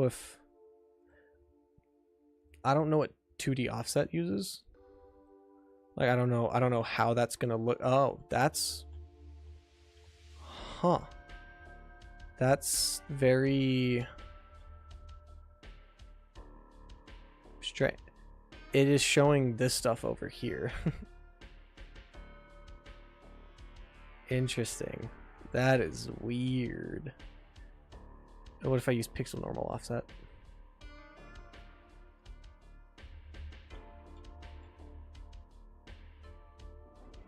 Huh, I wonder how that looks.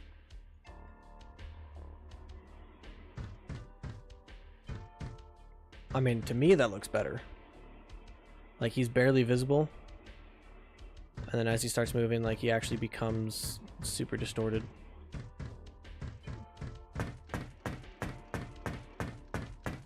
And he's kind of easier to see. And then now he's kind of just...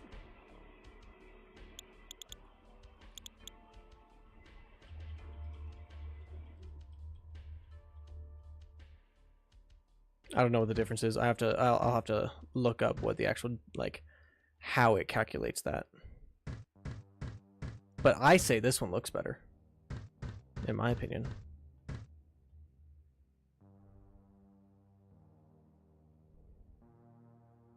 Like, this one actually seems more like a distortion. It's not screen space where it's refracting the light onto his head. Like, the horizon you can still see, like, it's really hard to see him, but like the horizon is still on him.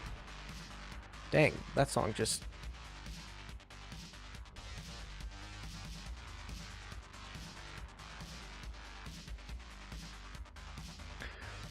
Can definitely tell the difference, potentially encouraging camping with the invis, but yeah, that's a consideration for much later. Yeah, well, and that's also where tweaking those values, the default values of the standing still distortion and the speed of the animation, it will come in handy. But I mean, when you think about it, I would honestly think that that's how most people would use invis, is you activate invis, you kind of camp around a corner. And I mean, and having the whole moving makes you more distorted kind of incentivizes that kind of gameplay, because moving now makes you visible. So it's kind of something that you want to move slowly with, you kind of want to camp with it. But that is where the song is going really hard. That is where the pulse blade comes in, because it can mark invis people. It can highlight them through walls and just not through walls. So on maps that have invis, we'll also likely have a pulse blade on it. That's my level designer. He's the one who kind of decides all that. I trust his judgment. Love that dude. He's awesome. He's amazing. So yeah, you'll likely also have the pulse blade, where if somebody activates invis, you can, you know, mark them through walls to kind of negate the invis. But I like this version better. It makes you a bit more like foggy, I guess, as you run, as you move. I will definitely have to like show a little bit more color instead of that. But this, I like this. This looks really good. What does this look like in first person? Ooh, that looks more alien. I like this a lot. I'm very happy. I was not expecting this to turn out this good, but I'm very happy with this.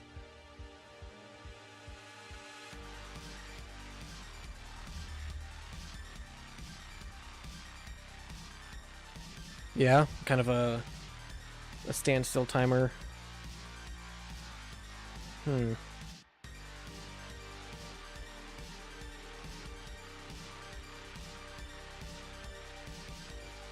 Trying to figure out the best way to incorporate that without it feeling weird, because I would imagine players coming from Halo, and even new players who've never played an arena shooter, if we get any people like that, I would imagine that people might be confused by that is that, you know, they're invisible and they're sitting still waiting for someone, and all of a sudden they just start becoming more visible out of nowhere.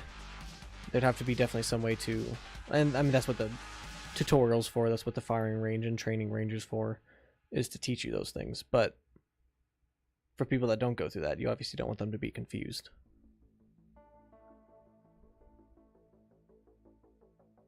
Oh shoot, I meant to finish some. What is this?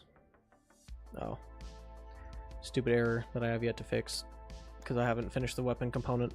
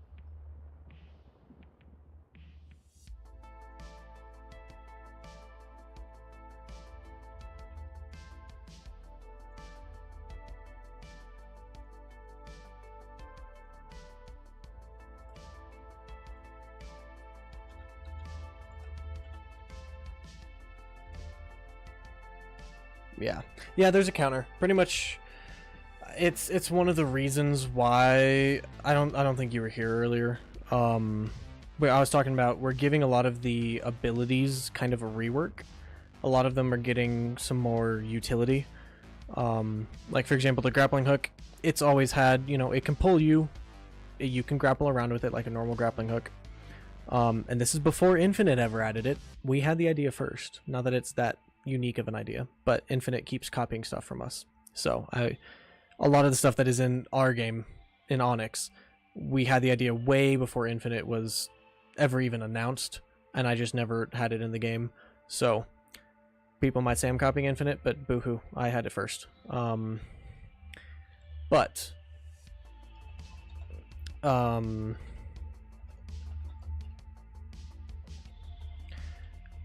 We're giving a lot more functionality to a lot of the abilities. So like the grappling hook, you can, if you crouch, you'll kind of like ground yourself. You'll kind of like brace yourself, and you'll pull stuff towards you, which is a big thing for me, because in Halo Infinite, I'll go to grapple the ground to like get away from a fight, and instead I'll grapple a weapon to myself, and so I won't go anywhere, and the enemies just kill me, and it gets me killed a lot of the time. So in my opinion, making that something that the player can choose by crouching, it's a lot more intuitive, and we've played with it for about the last year and a half, 2 years, and it's really intuitive. It really is. Like once you get used to it, you realize I want to pull something to me, you crouch, you look at it, and you pull it towards you. And then a lot of the other abilities just have gotten reworks to just make them more useful, more incentive for you to pick it up on the battlefield. The two biggest ones for me are double jump. Like it literally just gives you a double jump, and then you have to wait like I think 5-6 seconds for a recharge. It works, it helps you get to higher places, it definitely has its uses, but a double jump versus a grappling hook, almost everyone's going to go for the grappling hook just because it has more utility. And yeah, if you don't have an ability, you're almost always going to pick up a double jump because you don't have anything, you might as well pick it up. So the double jump is going to be getting a ground pound ability, so you can double jump and then maybe you press and hold it to do the ground pound, or you just press it again after you've double jumped. We haven't figured that part out. We have to figure out what feels good and feels intuitive. And so like if you press it, you press it again after doing the double jump, then you'll do a ground pound, and like you'll create like a shockwave around you, maybe deal like 5-10 damage, not a lot.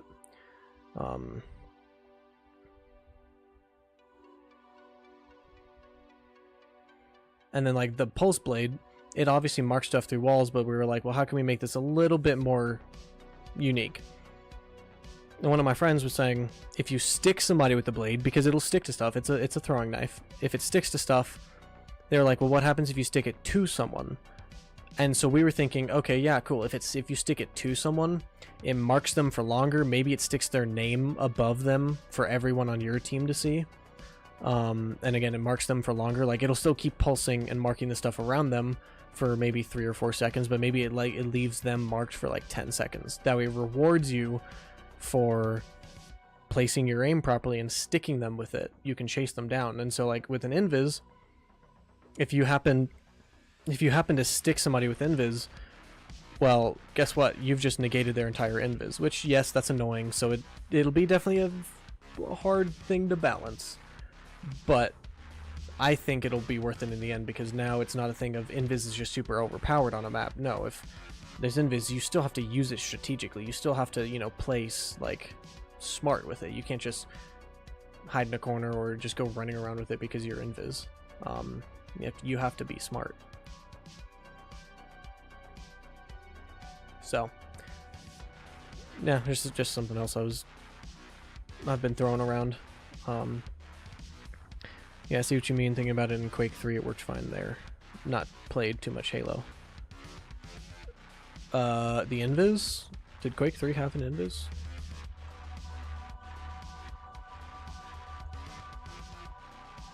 Oh, it did.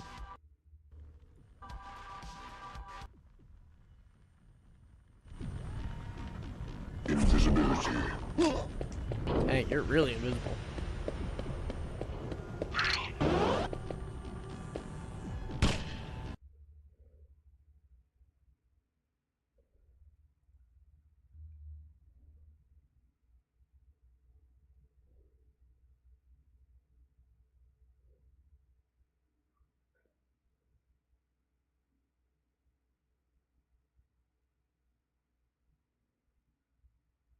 Huh, interesting. I didn't know Quake 3 had invisibility. I haven't played much Quake 3. I've played way more Halo than Quake. So, yeah. Yes, much invisibility. But now I just realized, now that I'm doing this new invis, this new distortion, I can probably re-enable this. And then if I go back to invisibility, we'll copy these nodes.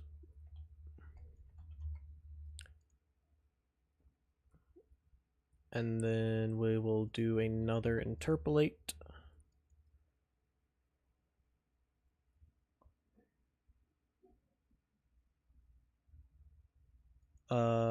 Yeah.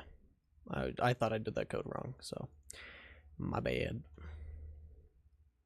Viz curve, we want to stick this into that. I'll clean this up later. Don't you guys worry. And then we'll stick this into here.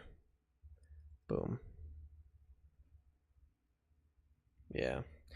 It's just, again, like some of my team was saying, you know, is it really necessary to be giving those things new functionality and new uses? And it's not necessary, but it does make them more viable in the battlefield. And the hologram, this is a controversial one. We're thinking about letting you like switch places with the hologram, kind of like actually I don't know of any games that really do it other than Borderlands 2, but it's kind of a much different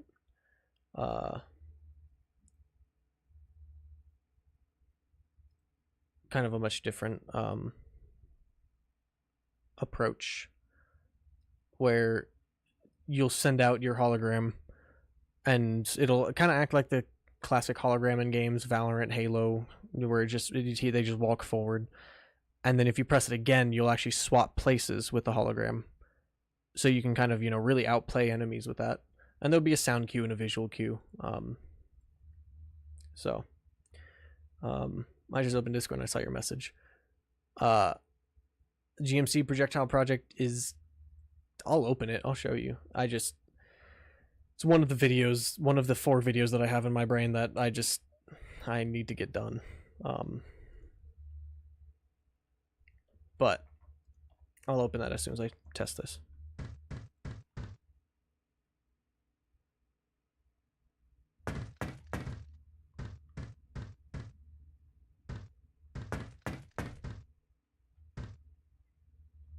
Oof.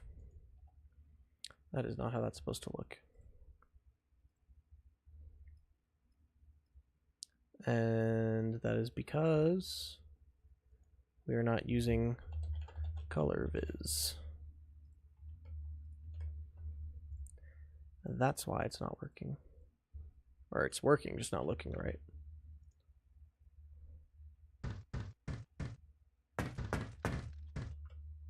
Interesting. I think I need to do a... We won't do this for now. And then if we do visibility base, let me put this on my other screen. And go to him, activate invis. And then we do... Oh! Okay. Actually, that looks really cool. But not what I'm going for.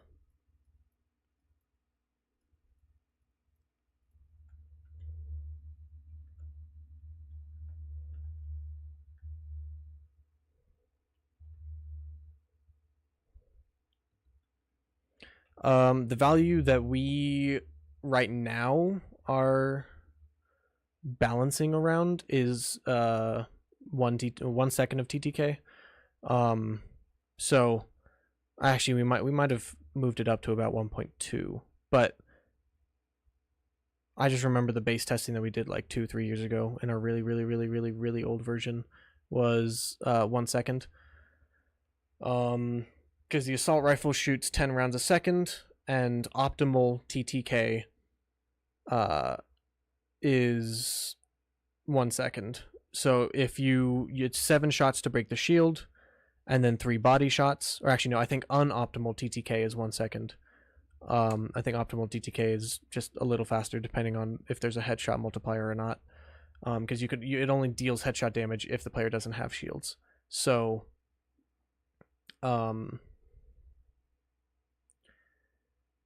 yeah, so like it's 10 shots to the body to kill someone. And then I think because it's 7 shots to break shields, it's only 8 shots if you hit if your 8th shot is a headshot, then it'll kill. Otherwise, if they're all body shots, it'll take 10 shots to kill. So it's about it's around 0.8 to anywhere between 0.8 and 1.2. And different weapons obviously have different TTKs. Like the pistol does not have the same TTK because I hate games personally that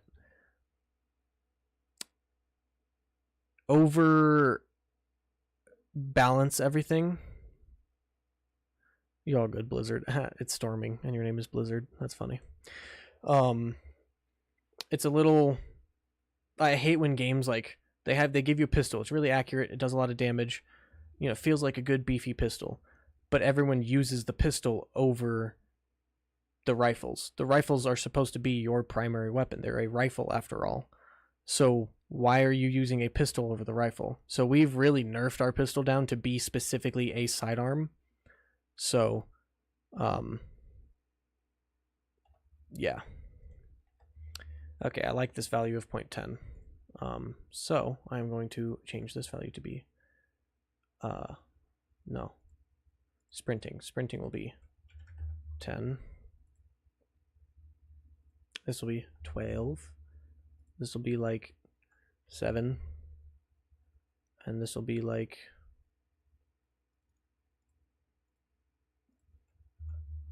This will be 0, and then crouch walking will be like 3. Yeah, I like that. I like that curve. So now, if I reset color viz and hit save and go here to invisibility, and we plug this back in.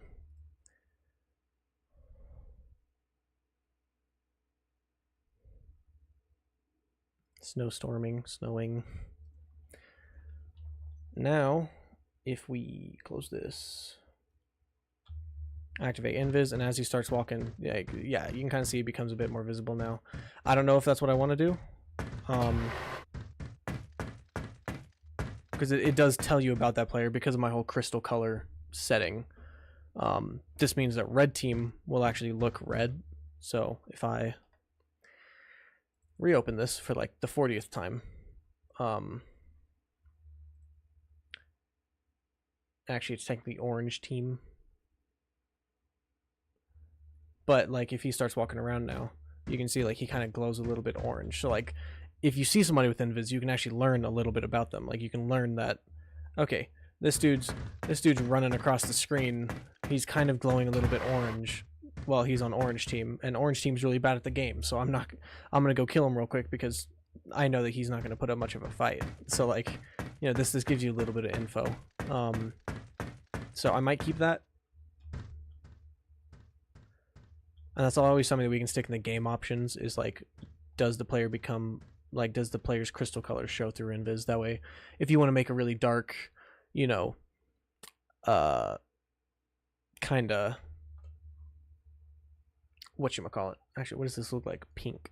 Ooh, pink.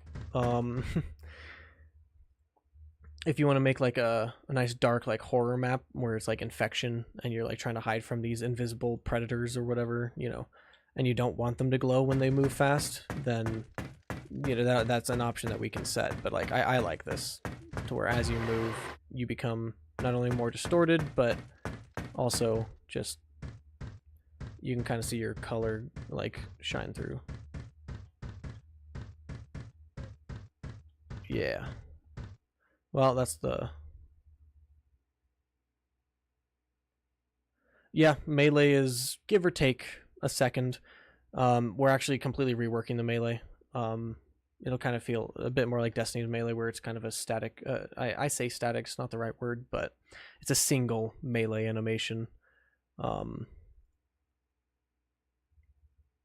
So...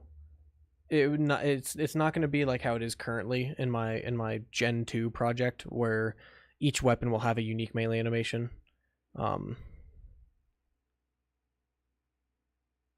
nice Blizzard.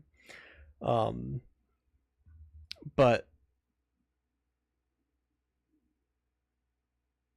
yeah, so the melee, we're also balancing that around, give or take 1 second. I might bring it down to like 0.8. Because you know I do actually have the mechanics of melee. It doesn't actually deal damage yet, but I do have the mechanics. So like if I melee, it'll like lunge at him, and this is all working with the GMC and everything. I can also spam it because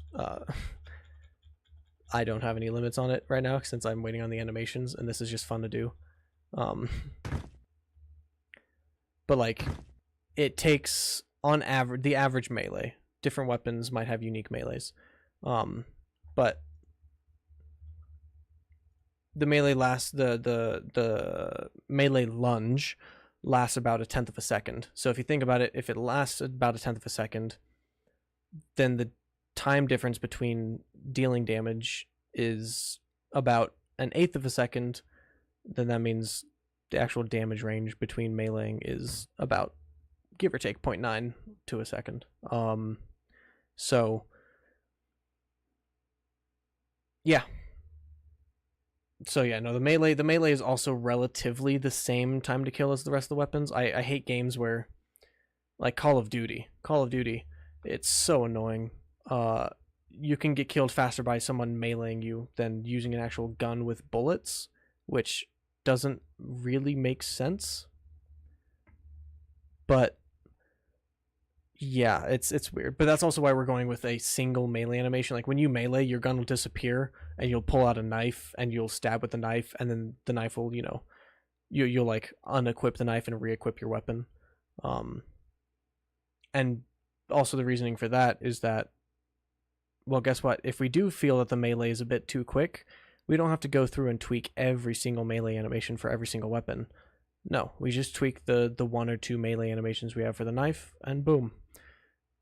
The melee has been completely rebalanced. So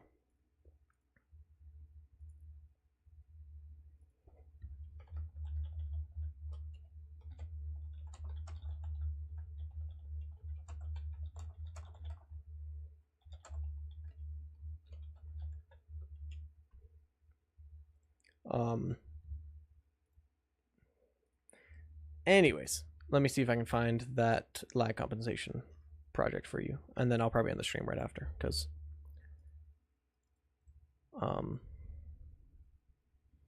Honestly, you can probably glean a lot from this before I even release it. This isn't. This also isn't using. The big difference between this is that this demonstration project and actually all of the projectile lag compensation stuff, it doesn't use GMC at all. Specifically talking to you, Dr. Rank. If that wasn't clear. You can lag compensate specifically with GMC, and we've talked about this in the server a few times. You have to then interpolate the projectiles, and that becomes hard to then sync up. I prefer to just have completely server authoritative projectiles. So, yeah. So this example is completely no GMC, no nothing.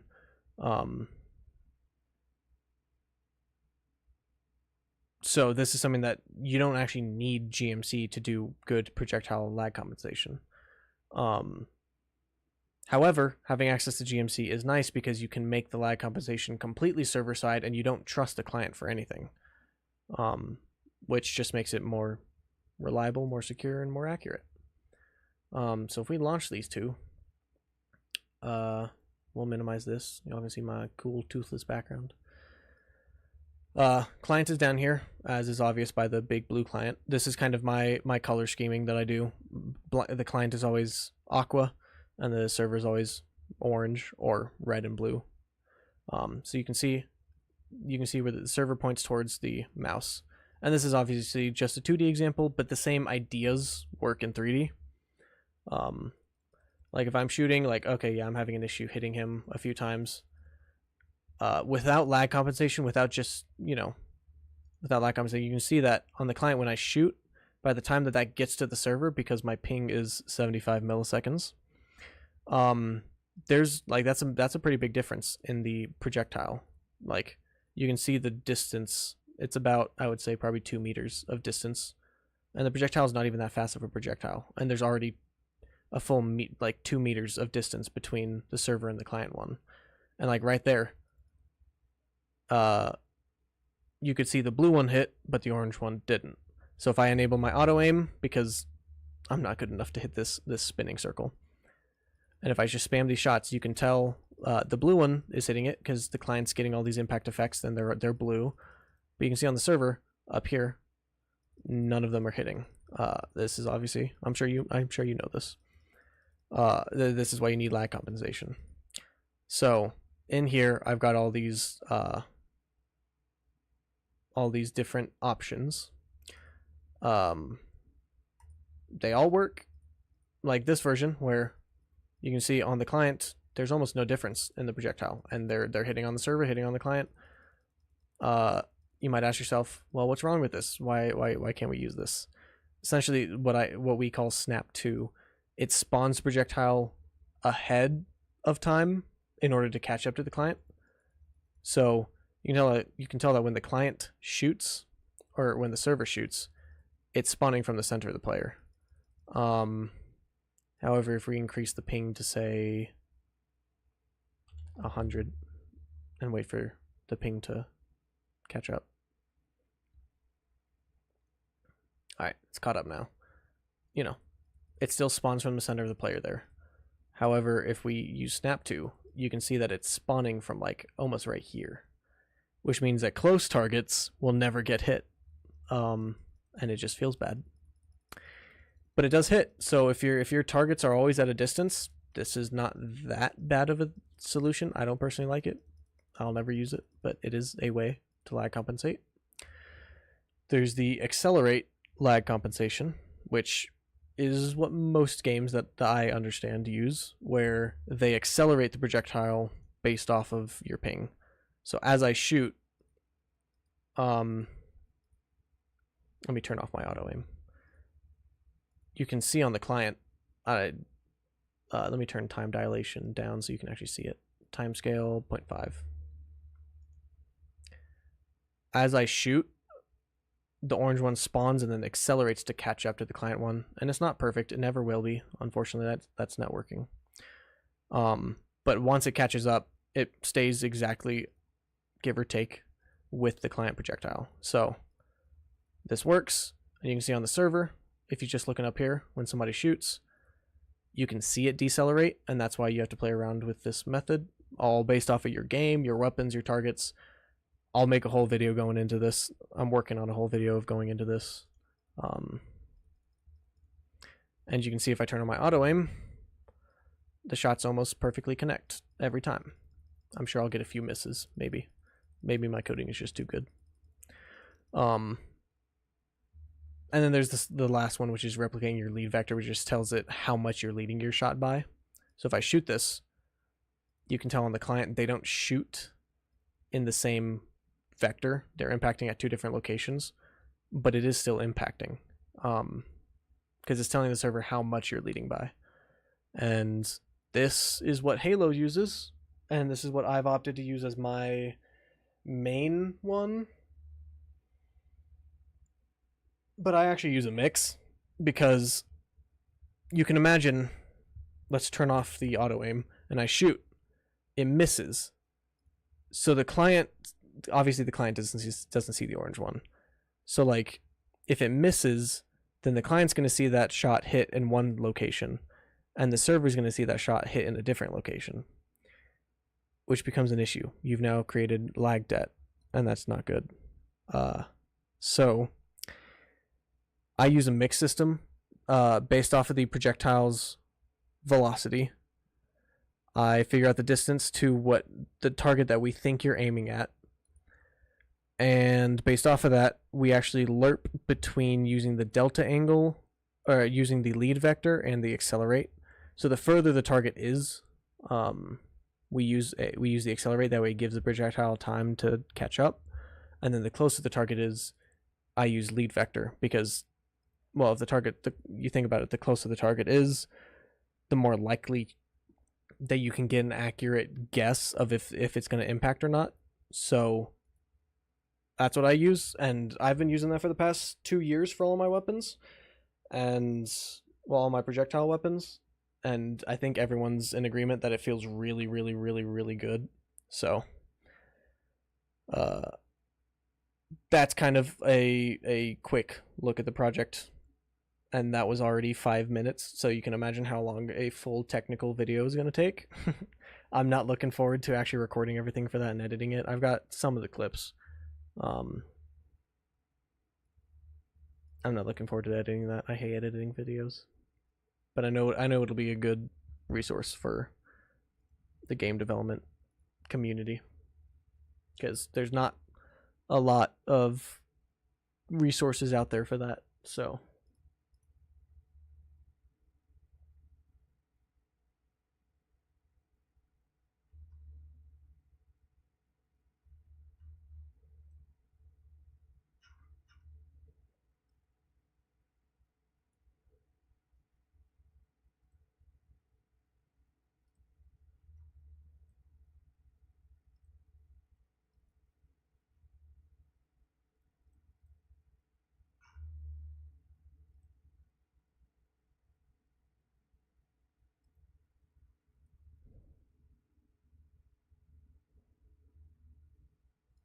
I don't know. I hope that gave you a little look into it.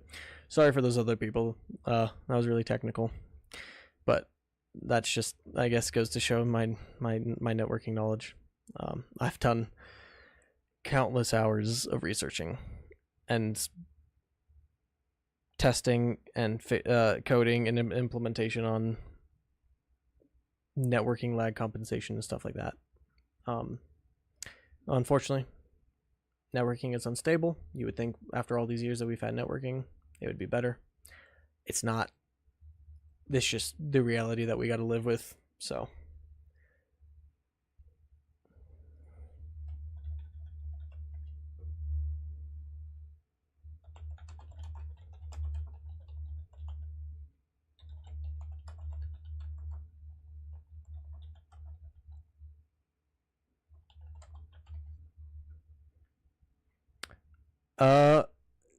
it will cost money, unfortunately. Well, at least I'm planning on that.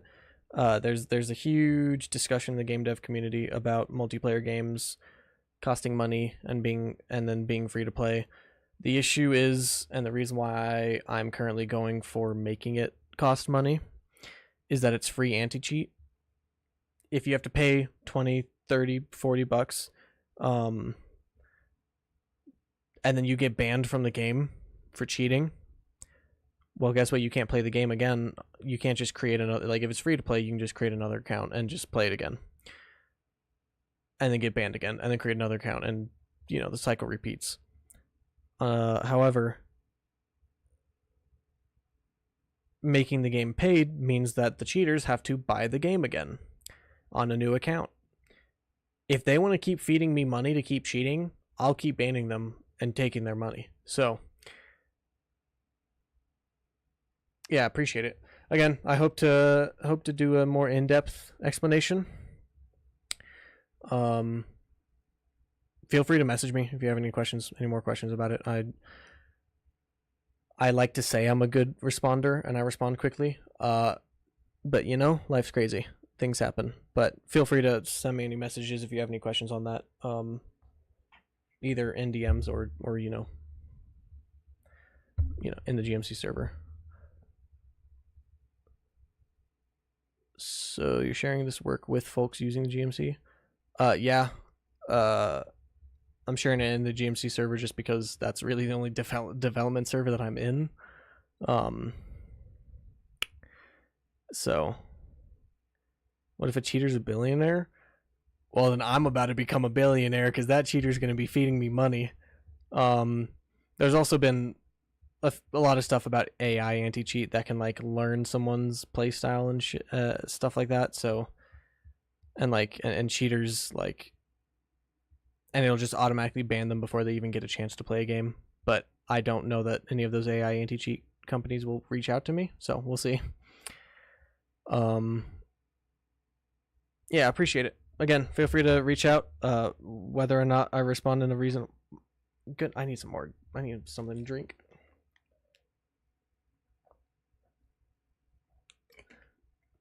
Alrighty. Whether or not I respond in a reasonable amount of time, it's a different story. I'll try my best, but we all live busy lives. We do what we can.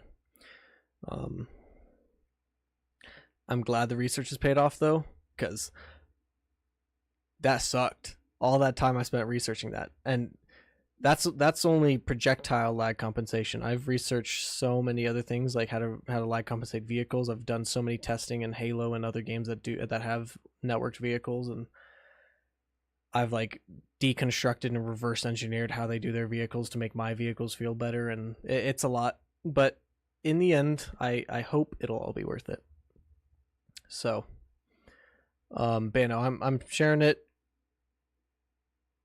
It'll be a free project. I'm going to make the video public on my channel, so hopefully anyone in the game dev community will be able to learn from it. I'm going to try and make it such that it's a game engine independent video, so it's not just for Unreal Engine people. When I explain the integration with GMC, obviously that's specifically for GMC and for Unreal Engine, but the actual lag compensation methods are something that can be applied to any game engine, because it's just math and code and networking. It's not limited to Unreal Engine. But yeah, the big issue is I want to charge for it. I've got big plans for it. I don't know, maybe I should start a Kickstarter. I have a Patreon, but don't earn very much from it. Unfortunately. I do earn a little, but not enough. But a Kickstarter would go a huge way, because then I could actually pay my team members. I mean, we're all fine with it being volunteer right now because it's a passion project, but I would love to pay, because then I can also hire more work, because we still don't have quite everyone that we need on the team. We don't have any animators. We don't have any character artists, stuff like that. So we'll see when the time gets to it. It depends how we market and how the marketing strategies go and what the wish lists look like and all that. But I think October will be the big assuming everything goes well for the next couple months, I think October will be the big tell on what the computers think. Yeah, character artists too. Like, I mean, y'all saw the. I'll reopen it again because again, it's a very beautiful concept art. Y'all saw this. This character art is absolutely gorgeous and beautiful. But we obviously need more armor sets. We're not just gonna have one player. It's something that you can customize your armor. So being able to have more armor sets, like this, will be great. So yeah, we need more character arts and the 3D modelers and the texture artists and all to bring this to actually bring it to life in the game. So yeah, we're always looking for more help on the team. We're doing what we can in our free time. So yeah, feel free to reach out to me on Discord. Like I just said, I'm always happy. We're always looking for more help. I'm always happy to bring on more people, assuming they've got the skills. So, that's fine. Everything's got to start from. Everyone has to start from somewhere, and everything starts from something. So we start with all the 2D character art. Yeah, been a long time in the making, but it's slowly proven itself and being all worth it. So, but on that note, I'll stop yapping. I'll stop talking, and I'm gonna end the stream here. I'm gonna go get something to eat. Maybe play a few games with some friends on Twitch. Depends on who's online and what we want to play, but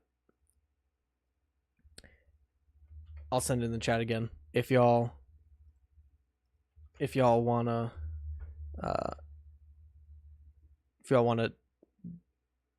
I can't speak. My brain is shot. I need to go eat. If y'all want to watch us play some games and say really stupid stuff and maybe have some really funny moments, feel free to come by and watch me either be really good at a game or really bad at a game. There's no in between. I'm either the best player on the team or absolutely garbage. So do with that what you will. Of course, I can't stop you from joining. I mean, I guess I could ban you, but I would never do that. So, appreciate you all for coming. This is the best stream I've had so far. So, I think I'm gonna keep doing these every weekend. Maybe once or twice a weekend. Maybe do them on Sundays, but I doubt it. Definitely want to start doing more.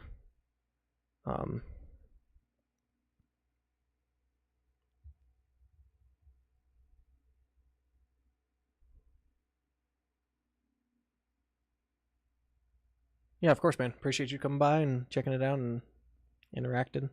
It was fun. Love talking game dev. I'm a nerd about this stuff, so once you get me talking, I won't shut up, which is why I have to end the stream now, because I will keep going for another hour. So appreciate you all for coming by. Next time y'all see the stream, I'll probably have the Invis a lot more fleshed out and finalized and detailed and cool and fancy. So, yeah, I will see y'all later. Bye.